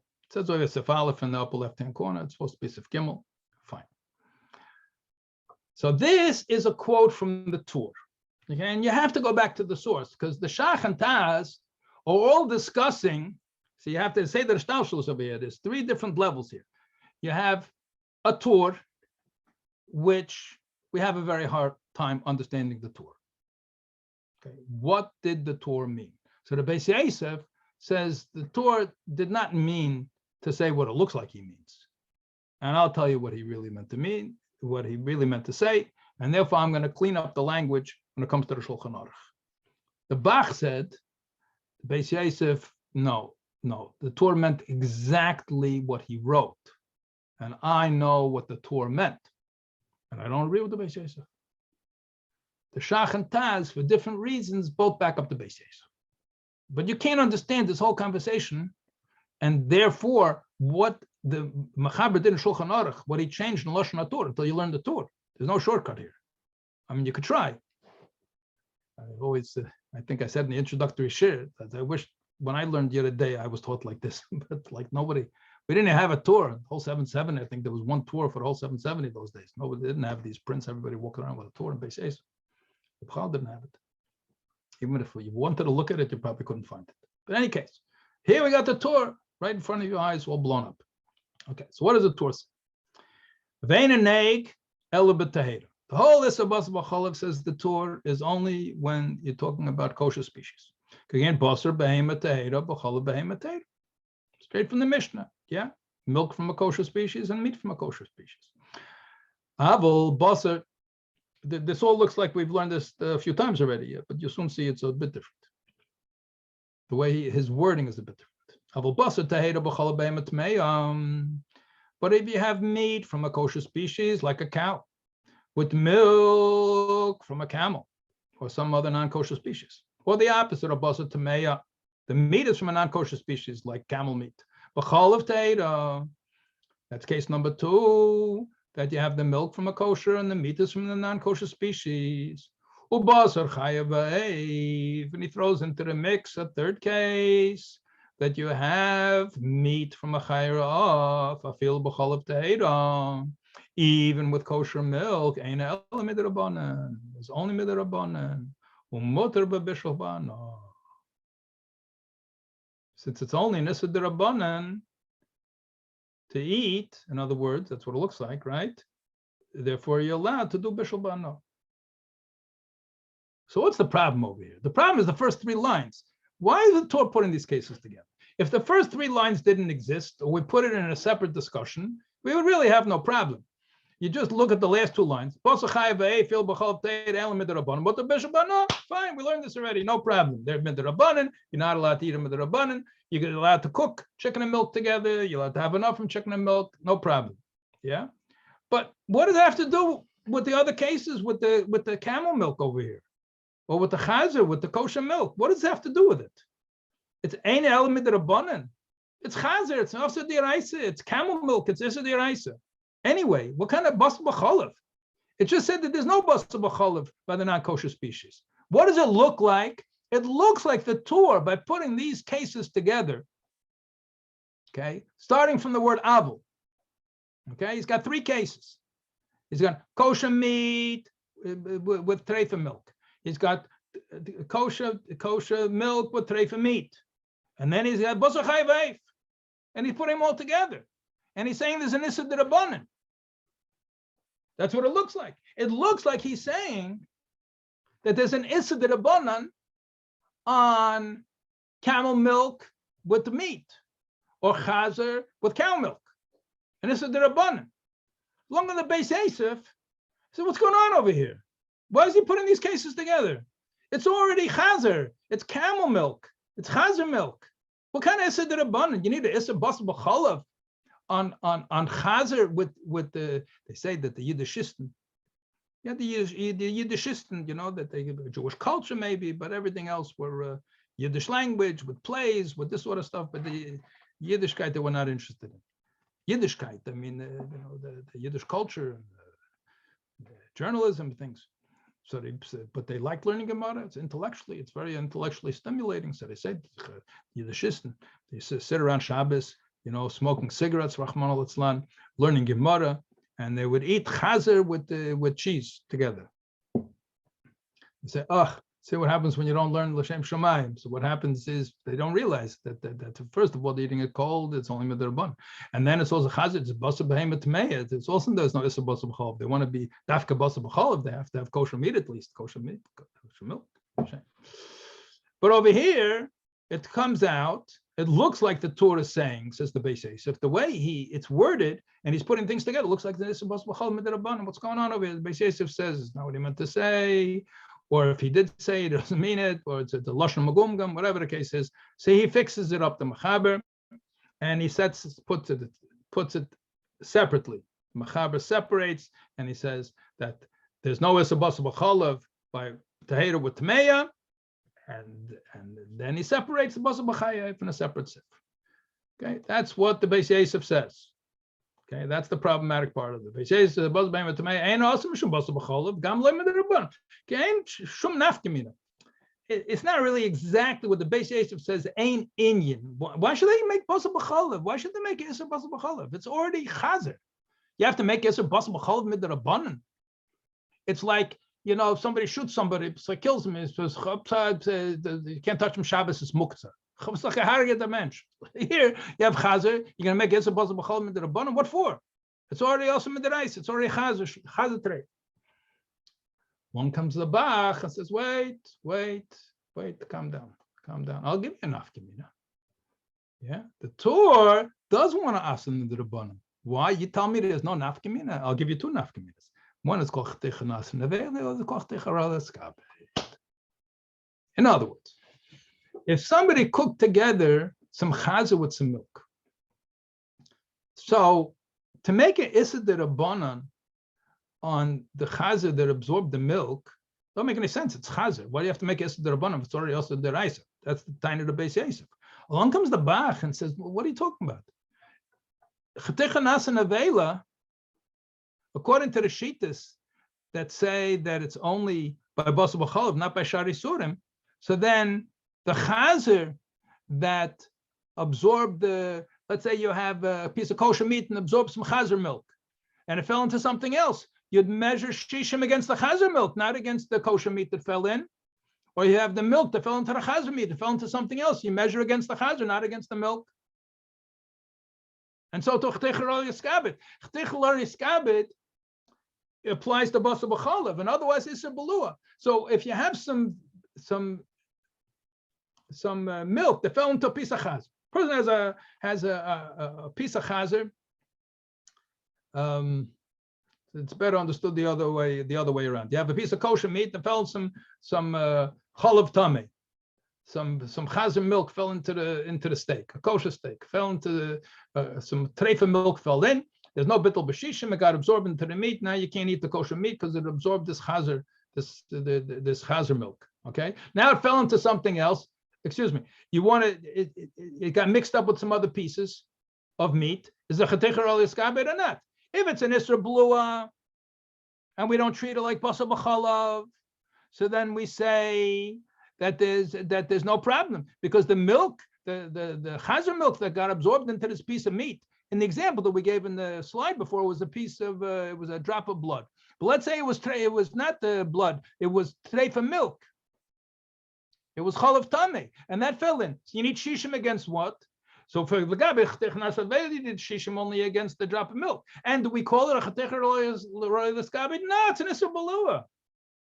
If some blood fell into the steak, we say it's Isser Belua. It's not Isser Machmas Atzmei. So it's a Chtecharas Iskabed? No. So it's Batal Berev. It's Batal Berev. You're in shishim again. Even shishim doesn't help Chtecharas Iskabed. Bach says, but according to the Torah, that he wants to say there's an Isser D'Rabbanan Bosor B'cholav. Why Beis Yosef saying there's nafkamina? I'll give you two nafkaminas. If we call it Bosor B'cholav D'Rabbanan, so then we're going to say Nasa Nevela, we're going to say Chtecharas Iskabed. Starke Taina kommt the Bach, but a starke Taina. B'chur is a nafkamina. I'll say outside the Shach and Taz. It's clear. So you got a tour. You got the Beis Yosef Shaila on the tour. And they got the Bach's answer for the Torah, and he disagrees with the Beis Yosef. And he says there's an Isser D'Rabbanan that it said in the Mishnah that there's no problem Bosor B'cholav, but Bosor Tamei, it's talking about Midraisa, but Midrabanan there's Isser Bosor B'cholav. That's what the Bach time is. So the Torah, we have a Torah. The Lashon seems to be difficult to understand literally, and the Beis Yosef says it's not right. Not that right. So he fixes up the lashon according to the way he understands it, because there's no Bosor B'cholav when it's a non-kosher species. The Bach says no. The Torah knew exactly what he meant to say, and he worded it like this because he was telling us something. There's a Isser Midrabanan of Bosor B'cholav. Both the Shach and the Taz back up the Beis Yosef, and they disagree with the Bach. And they say they have some theoretical, for lack of a better word. They disagree with his analysis of Chtichra al-Iskab and Chtichra Nasan Nevel. Okay, get that in a second. But their main problem is we don't find anybody that says this. None of the Rishonim, none of the poskim before or after the Torah says such a thing. So how you can be machadish? I didn't like this. Such a remes. This is what he means. He should say it, or somebody other poskim should say it. Even if that's exactly what he meant, he's a das yochid. And especially he didn't say it outright. So you could say it's a printing mistake. In fact, the Marshal changes the gears over here. He just puts like a period in there. Bosor taheda. You take the yellow part on the screen. Bosor beheda b'cholav tameim, or Bosor tameim b'cholav taheda lay. There's no iser bosor b'cholav. End of sentence. Bosor chayveif, new sentence. It's a Marshal. There's another gear so b'cholav tour. He solves the whole problem. Just puts in the word lay. Okay, so it's mentioned by the Nesikated. Okay, but they say none of the poskim say such a thing. It's only a rembes and Torah. So how can you say such a thing? So that's the Taz says. First of all, your whole comparison is not proper, because you want to say that you're going to make a iser bosor b'cholav over here. You can't make a iser bosor b'cholav unless they're both mutter. That's the essence of bosor b'cholav. The whole idea of Bosor b'cholav, why does Bosor b'cholav have this strictness of Nas and Avela? You have the strictness of Nas and Avela because they're both mutter and now it became Musar. So over here, one of them is Usar already. And so too, Roy L'Skabed, he says, this is one of the questions we just asked before, that is mitzad Nas and Avela because they're both mutter. So you doesn't make any sense to make Nas and Avela over here, and it doesn't make sense Roy L'Skabed over here. The Shach agrees with the Taz lahalacha, but he doesn't like the Shach's reasoning. He slugs up the Taz's reasoning, says that's not a good reason to disagree with the Bach. But the Shach has other problems with the Bach. The Chazal gozru. It's also midrabban. You don't make an issa derabban on something which is also midrabban. And B'chlal, we see that the Shach is not worried about Bishul, although Bishul, it's going to come up later by Marasayan also. Not exactly the same thing, but it has similarities. That when you make a gazeta, you gaze it to prevent people from doing something. So the whole idea of Bishul, it's true that Bishul is a separate Isser. Okay, it says 3 times in the Torah, and even according to the Rambam, it counts as a separate Isser Bishul. But you have to be gazer to prevent people from being mavashal. A guy has a taiva to be mavashal bosor b'cholav. Person might have a taiva to eat bosor b'cholav. What kind of taiva to do bishul bosor b'cholav? Okay, maybe the guy has a job. They can make a gazeta for the one guy who has a job as a chef and he's not eating bosor b'cholav. Don't make sense to make a iser derabanan on bishul b'ano. And that's what the Shach says. The lashon of the mechaber was ein inyan. The Chachamim didn't have any inyan to aser it midrabanan. So the Bach learned, what did the basics mean? There was no inyan. It means there's no difference. There's no nafkamina. The Shach says that's not what the basics meant. It didn't mean there's no nafkamina. The basics no, there's a nafkamina l'gabe nasa devela, l'gabe roy l'skabed. Yeah, there's a nafkamina. But that's not what he's talking about. He said they had no reason to make it d'rabbanan. Don't make sense as d'rabbanan. That's the way the Shach learns. So therefore, halacha that there's no bosor b'cholav by bosor tamei, and we learned that it says in the Mishnah, the bosor b'cholav is only when they're both kosher meat and kosher milk. That is not only midiraisa, that's also midirabban. Fine. Does the Taz answer the Nekudas HaKesef's question somewhere? I don't think this is one of the things he addresses in the Daf Acheren that he answers the Nekudas HaKesef is only a few things. I don't recall whether he answers that or not. Okay, so this we discussed already. This is like it says in the middle. What's with nevela and treifa? So iser achila. So if it's nevela and treifa, so you can't already eat it midiraisa. So that is already prohibited. Is there iser bishul? So that's when we already discussed this before the break. That we said that the reason you want to say there's no iser bosor b'cholav is an iser chalal iser. It's already aser because it's treifa, or it's already aser because it wasn't shechted properly. It's nevela. But iser bishul is iser meisif. There are 3 exceptions to the law of Ein Isser Chalal Isser. Okay, you all learn Rambam. But one of the exceptions is Isser Meisif. So if there's an additional Isser, so over here, Bosor B'chalev has an additional Isser, there's Isser Bishul. So therefore, it's an Isser D'Oraisa as far as Bishul is concerned, because that's called a separate Isser. Now, so therefore, even though in McDonald's, the cheeseburger is Nevela, it's at least Nevela, it's probably Treifa too, but it's certainly Nevela. But nevertheless, this Bishul Bosor B'chalev is going to be also Minatera. It's using Chalav Akum is the Rabbanim, the rice is kosher. Okay, the Shaila is what's with Hana. So according to the Rambam, it's mutter. We don't make a separate Isser for Hana. Like we said before, the Rambam includes Achila and Hana in the same category, so we don't have a separate Isser Bosor B'chalev for Hana. But the Rosh says, yeah, that counts as a separate Isser. And according to the Rosh, there's an Isser Hana on the Nebel and Treifa. So Lemaisa Yesh La Achmer and a Mekel Yesh La Lismech. So there are Achrenim that are matter under some conditions, but Lechatchila you shouldn't get Hana from it. Who are the main Paiskim who discuss the Shaila of Shai Nevela and Treifa? You have a whole list. I mean, the Yehuda talks about it. The Piskei Tshuva brings it down. The Pri Chodesh. You have if you want to know all the days, I think I mentioned in the first Shiur that the ones that collect all the days. So the original one to do this was the Darkei Tshuva, the Munkacher. So that's it was always for all the years very frequently quoted, and all the ones up to his time. He quoted anybody, and more recently, so there's this sefer over here, Psakim Atshuvas, which is a contemporary who brought it down. He has a whole list of poskim, everybody that speaks about it. Why is there a difference between Isser Achila and Isser Bishul here? Because the question is, because Ein Isser Chalal Isser, since it's already prohibited b'chila, you can't make an additional Isser of Achila Bosor B'chalev. It's a klal, Ein Isser Achal Isser. The thing is also already, you can't make an Isser a second time. Okay, so unless it's an exception. The exception, that's a klal, Ein Isser Chalal Isser. The thing is already Isser, you can't, it's like in the justice system, you have double jeopardy, right? So once it's already Isser, you can't make a second, you can't give a person a second set of malchus. It's already Isser. So he ate nevelas, now he ate nevela, it was cooked with milk, so he's Bosor B'chalev, it's already nevela. So but if you hold it, but if the Isser Meisif, then if you cooked it, then it's an Isser Meisif. Maybe it's the same Isser, but it counts as a separate Isser.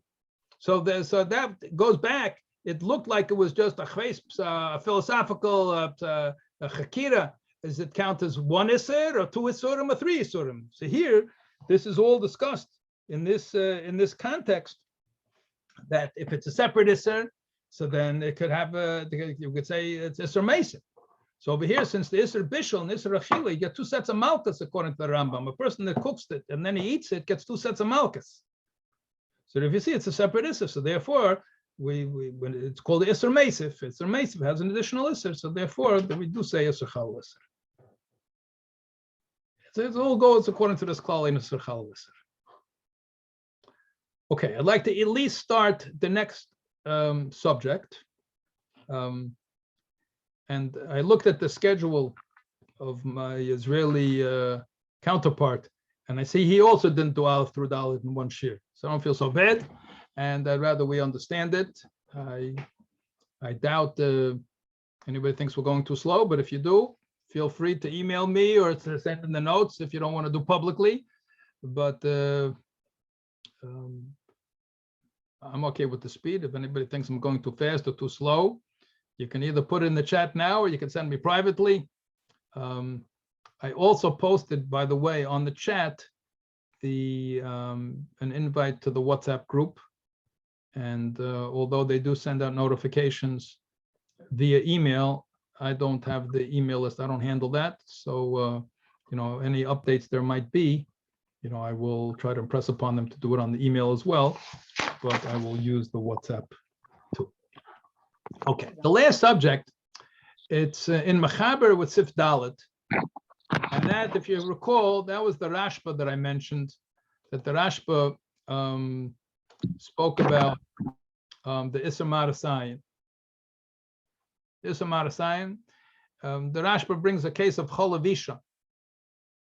So a human woman is not a Gedi. I mean, you have people with different sorts of dysphorias, but I don't know, have people that think that the person is a Gedi. Not yet. I mean, the world is deteriorating, but I don't think we have that yet. The halacha wouldn't be Gedus anyway. A Gedi is a Gedi. I forgot to mention, I should have mentioned Lachatchila. That I explained when the Torah says Gedi, it's explained what the Ibn Ezra says and what the Ram says, Meir Nevuchim. But the Pashta Pshat, why the Torah says Gedi, the halachic Pashta Pshat, is that we have no other word in Lashon Kodesh that in one word says kosher behemoths. You have to exclude chaya, you have to exclude off, you have to exclude chagavim, you have to exclude dogim. Where's the one word? We have, okay, so a gedi is a young kosher behemoth. Okay, so you could even call a calf a gedi. It means a young kosher animal from one of these three species. That's what a gedi is. Now, certainly a human being is not a gedi.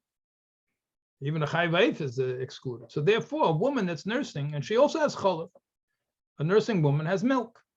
What's the status of that as far as Bosor b'chol? So clearly it's not midiraisa, it's a midirabban. So that's where the Rashba comes in. The Rashba says there's Bosor maras ayin by cholav isha.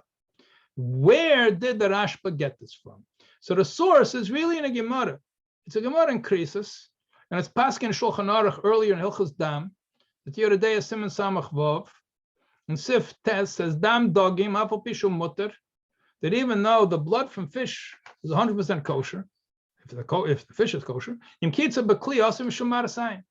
if you take a cupful of fish blood, so then you're not allowed to drink it. It's marasayin. People think you're drinking blood. Therefore, if you can recognize that it comes from fish and it's not animal blood, if you have scales floating in this fish blood, so then it's mutter. So then there's a hecker. So the marshal takes this din and he imports it to the din of chalav shkedim, almond milk. And he says it used to be a purim dekamaychel that they would make bosor b'chalav, but a chalav wasn't chalav shkedim. And the marshal takes this din, and just like we see that there is a marasayin over there, there's a marasayin from bosor b'chalav that we see already from the Rashba, way before the marshal. Yeah, but he also brings down this heter that if you put shkedim in it, if you have almonds floating in this meichel, it said they made a soup. So you have the soup is with almond milk and it's got pieces of meat inside, whether it's meat or chicken, we'll get to soon. And is there a difference? But if you have the almonds floating in it, that's good enough a hecker, and then that's going to take away the isser of maras ayin. Now, the Ramah is not happy about this conversation because it seems that the main meichel they were eating Purim time was chicken. And the Ramah says, what kind of comparison is this? What are you bringing it in over here for? The chicken, chalav shkedim with chicken, why should it be a problem? Over there, we're worried that the person is having dam. Dam is this a deraisa, dam is this a kares. Over here, if it's chicken, it's all things only in the rabbanan anyway. Why are we worried about this? So that's what the Ramah says at the end of Sif Gimel. The Ramah already looked at Sif Daled, so he starts off the conversation of Maras Ayin over there at the end of Sif Gimel, because now we have a whole list of questions. What's going to be with the Maras Ayin about other types of meat? What about Bosor Tameh? We worried about Maras Ayin? So there's no Bosor B'chalav Mamish, there is Isser, but maybe there's Maras Ayin. There's no Isser at all in Dam Dogim, we're still worried about Maras Ayin. There's no Isser Bosor B'chalav at all with Chalav Isha, and we're still worried about Maras Ayin, so maybe we should be worried about Maras Ayin with everything. Anyway, so this is the source of it. Now, what does Maras Ayin mean? So in general, there's two approaches from the Rishonim. Why did they ask him from Maras Ayin?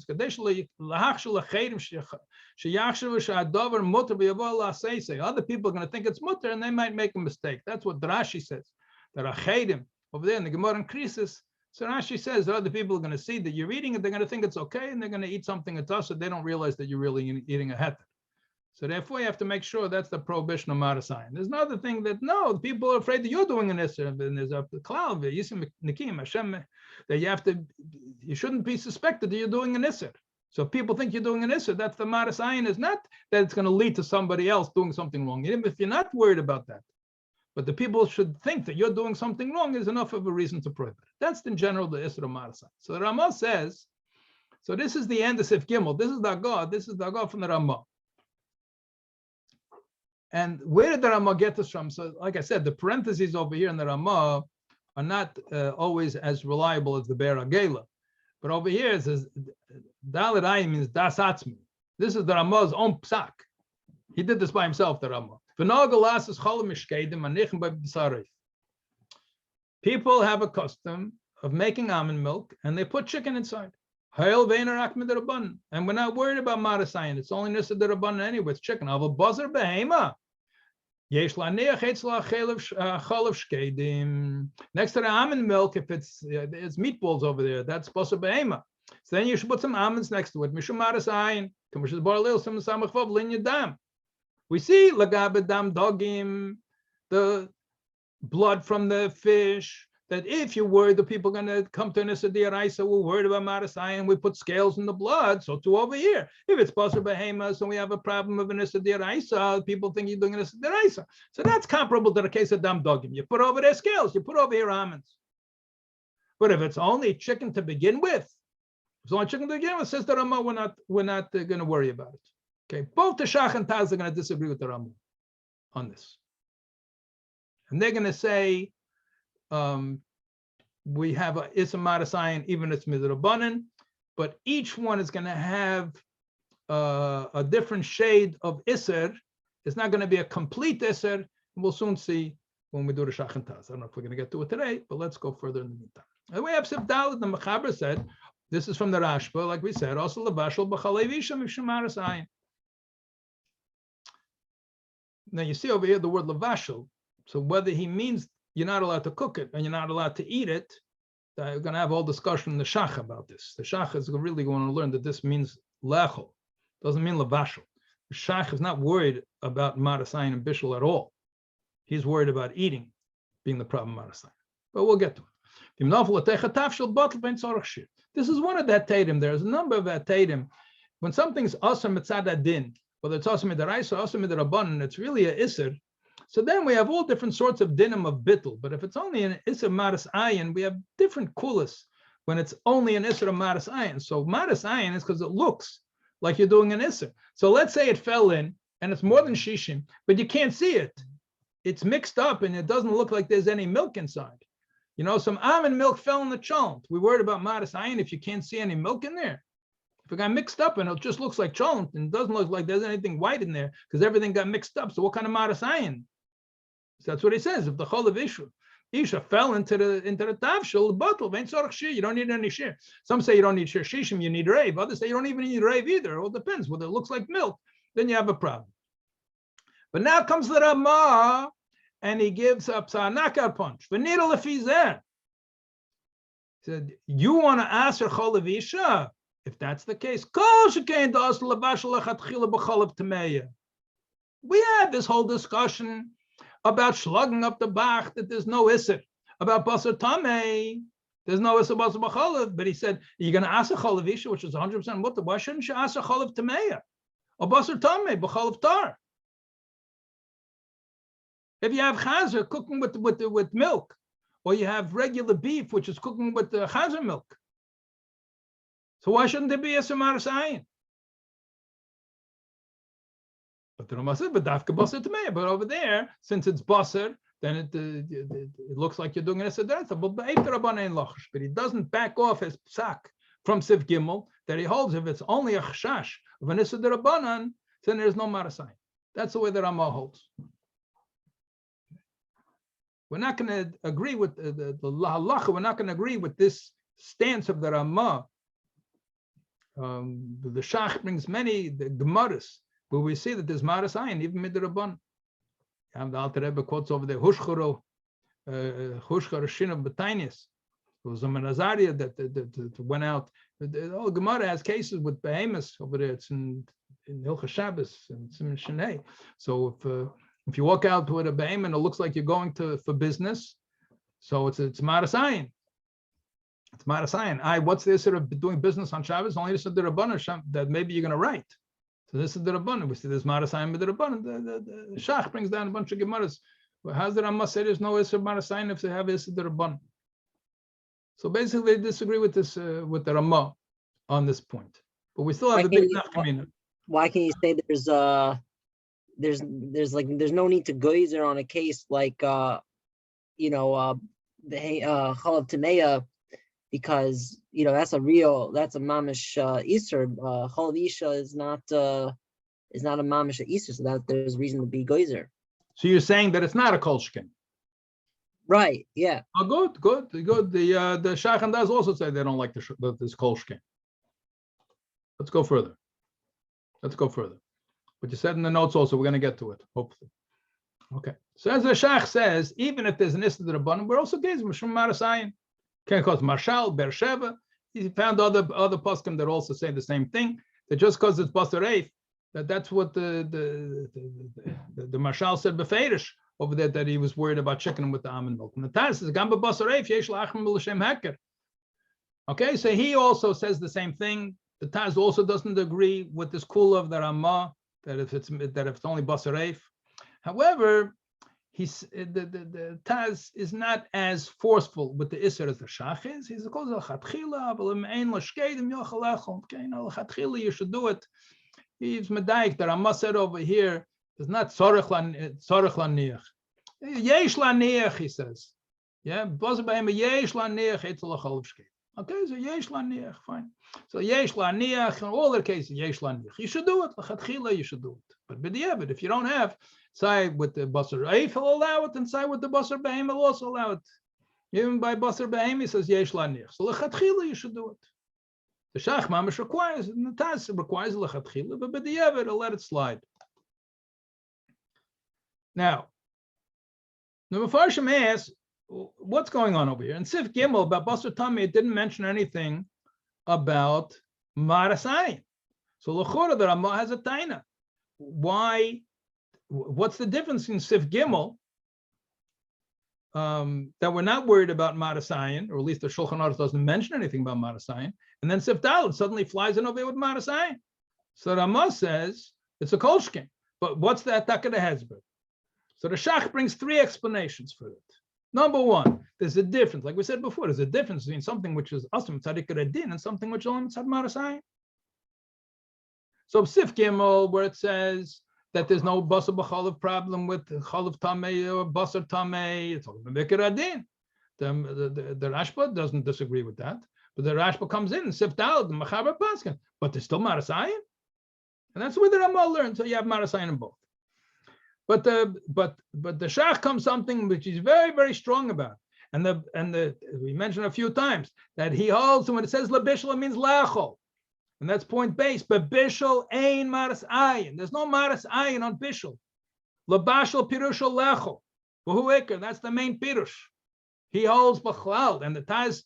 This is a kula. So he's machmer on the Ramah to say that if it's Bosor Eif, it's still a problem. Okay.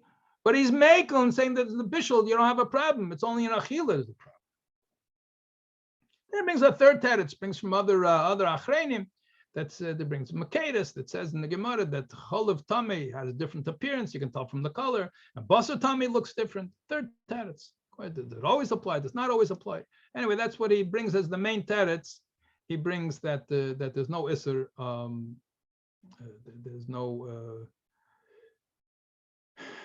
There's no Isser Bishul, it's only on Achila, so he has no reason to mention Maras Ayin. In Sif Gimel, it's Bosor Tamei, it's Chalav Tamei, so what does he have to mention Maras Ayin for? Maras Ayin is only by Achila, says the Shach. So it's obvious why in Sif Gimel, by Bosor Tamei, Chalav Tamei, doesn't mention Maras Ayin, because Maras Ayin is only by Achila, you can't eat it anyway. It's Chazer. That's a shach. All of this is summarized in your bichel, so you don't have to remember all of this. I mean, you do have to remember, but you have to go over in the chaveres. So this is something that nafkamin is held by Marasayan. This is the coolest by Marasayan. So if, let's say the refuah, for example, yeah, even if it's not, if it's chaylam sukkah, then he can eat the basa b'chalav. But even if it's only, it's not that, it's less than that. Chayla shein beis sakana. So then if let's say the refuah, so the person could cook together chazer with milk. If it let's say the refuah, it had to be made into a vitamin or something. It's not derech achila. Or if there's a shmirach, something to put on the skin, whatever the case is. There's also, and this we had in the Shulchan Aruch, that b'diavad, even the Narshishim, it's still mutter. As long as you don't see, if it's not nicker in the Michael, that's also heter. That's another cool yabba marasayin. And this is something which is very important heter. And when the Ramah said that anytime you have an Issa D'Rabban, there's no marasayin, and the Shach says, what are you talking about? We have Gemara's full. That there's a Marasayan is a D'Rabban. But there is one very important din, and the Alter Rebbe brings us down to Shulchan Aruch, and that's why, just I'll give you a hint. Sometimes you want to find out what the Alter Rebbe holds about something, and you have to find a way. So when you look in the Shach brings a proof from Hilchos Shabbos, and Siman Shin Hey, about the Behema going out to the marketplace. So you want to see what the Alter Rebbe holds? So look at that din in the Hilchos Shabbos. He talks about Marasayan over there. And over there, the Alter Rebbe brings, we have a cloud that anything the Chachamim prohibited, Mishum Marasayin, Afilu B'chadre Chadorim Asr. Let's say you're alone in your room and you have a Marasayin problem. You want to drink some fish blood in your room. Do you have to put scales in it? So the din is, Afilu B'chadre Chadorim Asr. That's the din. We don't differentiate. And we have a lot of cases. And the Rabbanim say lo plug. Again, it applies in all cases. Right? There's nobody there in the room. You put double locks on the doors. It's just you and your fish blood, and you're going to drink the fish blood. Without kaskasim in it. There's no marasayin. You hold there's no marasayin.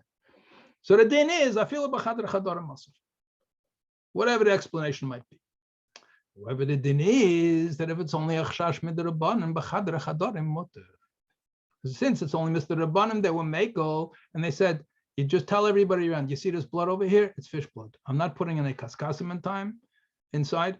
And this time I'm going to eat it. And you should know that it's not real blood, it's only fish blood, and it's okay. So if you're there, even if there are other people, it's just your family. So your family, you can explain what it is that you're doing. So therefore, the if it's an Issa D'Rabbanim, then it's going to be mutter. There's no Issa Marasayim. If it's an Issa Midaraisa, then it's going to be Asr. And they also don't want to say that this whole Tararam over there they're so upset at the Ramah, and everybody has tiny to Ramah. How are you allowing this almond milk together with the chicken? So those don't want to say. I forget what I saw. So I think is then. I'd be embarrassed. Somebody's going to find that a prima gunner or pre-chodesh or something. I don't remember where I saw it. They said, "What do you want?" The Ramah doesn't say. The Mashal was talking about Sudas Kedelis. The whole thing was public. Here's talking about the guy made in his house. He made a Purim Suda in his house. Where did he eat Purim Suda? He did Purim Suda in his house. His family was around over there. So no, what do you want from him? He says, "Finish the Rabbanan. Chadar Chadarim mutar." I want to explain the Ramah like that. Okay, so therefore, we have, something we basically finished. So it's 9:31, and we basically finished. What we just have over here, I'll just show you we're not going to read it. This will be a summary.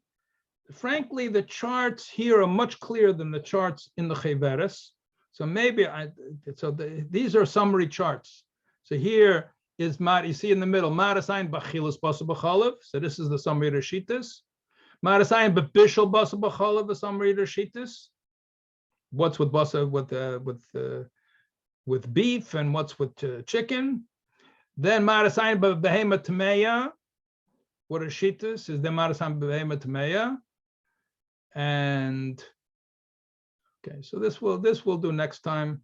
These are all summaries on the different ways of just reorganizing the same information that I just taught you. And these are all just summaries of the Shitas, and we'll go over this. It'll be a good summary. And I made one chart. This I'll post. This is my own chart. You can see it's not so nice. I just made this myself. A summary of all the dinim of Marasayin. You see on the right-hand side what is by Behema, what's with Off, and what's with Bosor Tomei. The Ramah, the Taz, and the Shach. So the Taz answers everything. But he answers it both Achila and Bishul, same thing. He answers it, but only lechatchila. The Rama also answers both of them, except Bosor, if he holds midrabanan, he holds it's okay. The Shach holds there's never a marasayim when it comes to bishul. Again, achila, you don't have to be, Bosor Tam is already also. So he holds, that there's a marasayim. He holds it's not only lechatchila, it's a serious marasayim, but again, it's tzarich refu or any of these things, then it's going to be mutter. Okay, gentlemen, everybody tired? 2.5 hours learning on Einhara. Would it be possible to share the schedule showing the electronic version or PDF? I'm so happy you asked for that because I had to set up an account in order to share documents here because I was wondering whether somebody would ask for it. So your mamish did me a teva gedela because I had to set up this account you have to attach it and you have to connect to another account so I attached to the account. So 1 second, I'm going to put over here the syllabus. Who can access this link? Anyone in your organization, anyone with the link. Here we go. I don't know what kind of organization.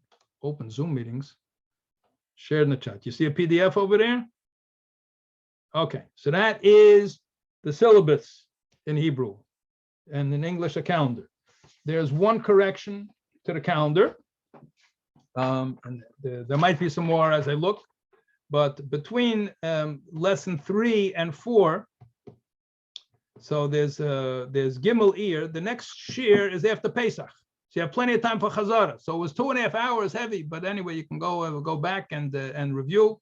And it's a good idea to finish off through Dalet. We'll do those last few review slides will be useful. And we also didn't talk about one other inyan we need to finish up, but it's going to be a bekitzer. We'll be able, I think, to keep up with things. But the next year, as you can see from the syllabus, maybe I could just share it on the screen. Can I do that?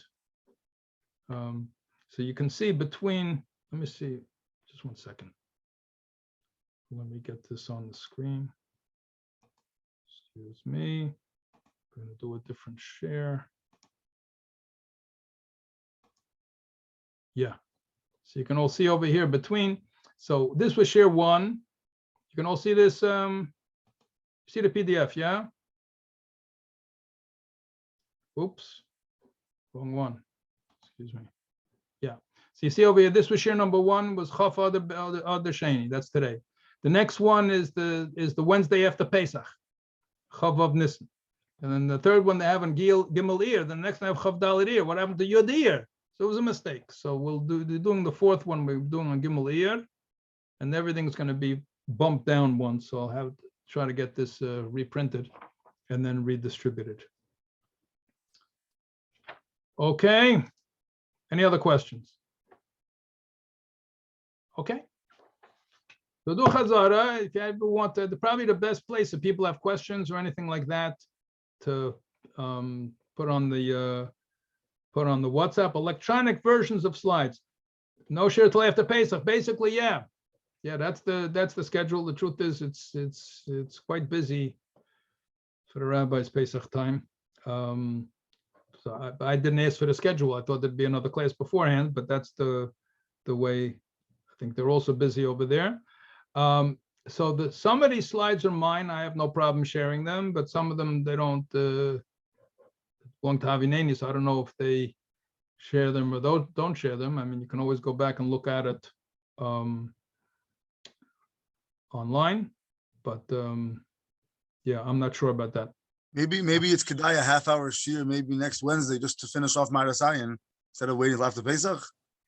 Maybe a half hour or something. You know what? I'm okay with that. Either we'll do that, or maybe what I could always do, I could just make it and post it.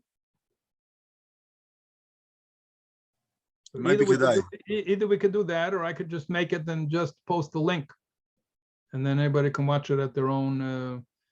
So we don't have pilpul chaverim, but the part of the issue is there's so much chemer.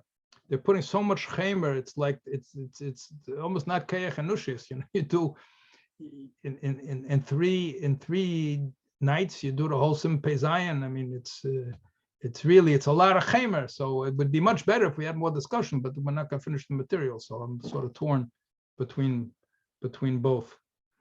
Anyway, you can poll. I need to make a poll. I think takes some time. So maybe just put on the WhatsApp if you have an opinion. A half hour. I could whatever. Could maybe do it, and either that or I could maybe just make a video and post it. Okay, Rabbi Isai, have a good evening. In the meantime, Chazara, very, very important. And as I said in the very first shiur, this is one of the things Alter Rebbe mentioned out in Hilchos Talmud Torah. And all of the research and learning backs it up. The best way to do Chazara is once you know it, then Chazar it over without looking inside.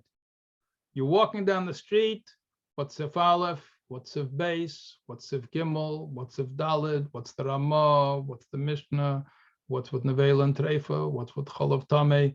Just Chazar it over. Chazar it over. Now you can't Chazar it over until you know it. So go over the Chaveres, and there's no reason, instead of cramming for an exam at the end of the 16, 20 weeks, whatever it is, then if you keep chazering it over and you can recreate it, then you don't even, you barely need to do chazara. You don't need to do chazara. Shouldn't be like you're learning new material. Just keep going over it. Once you go over it, the chazara takes no time. The best thing to do before you go to sleep tonight, look it over. If you're too tired, then do it tomorrow. Meantime, I have to run to Ma'ariv. So, Hatzlach Rab Muflaga. Ja, shukr. Gute Nacht.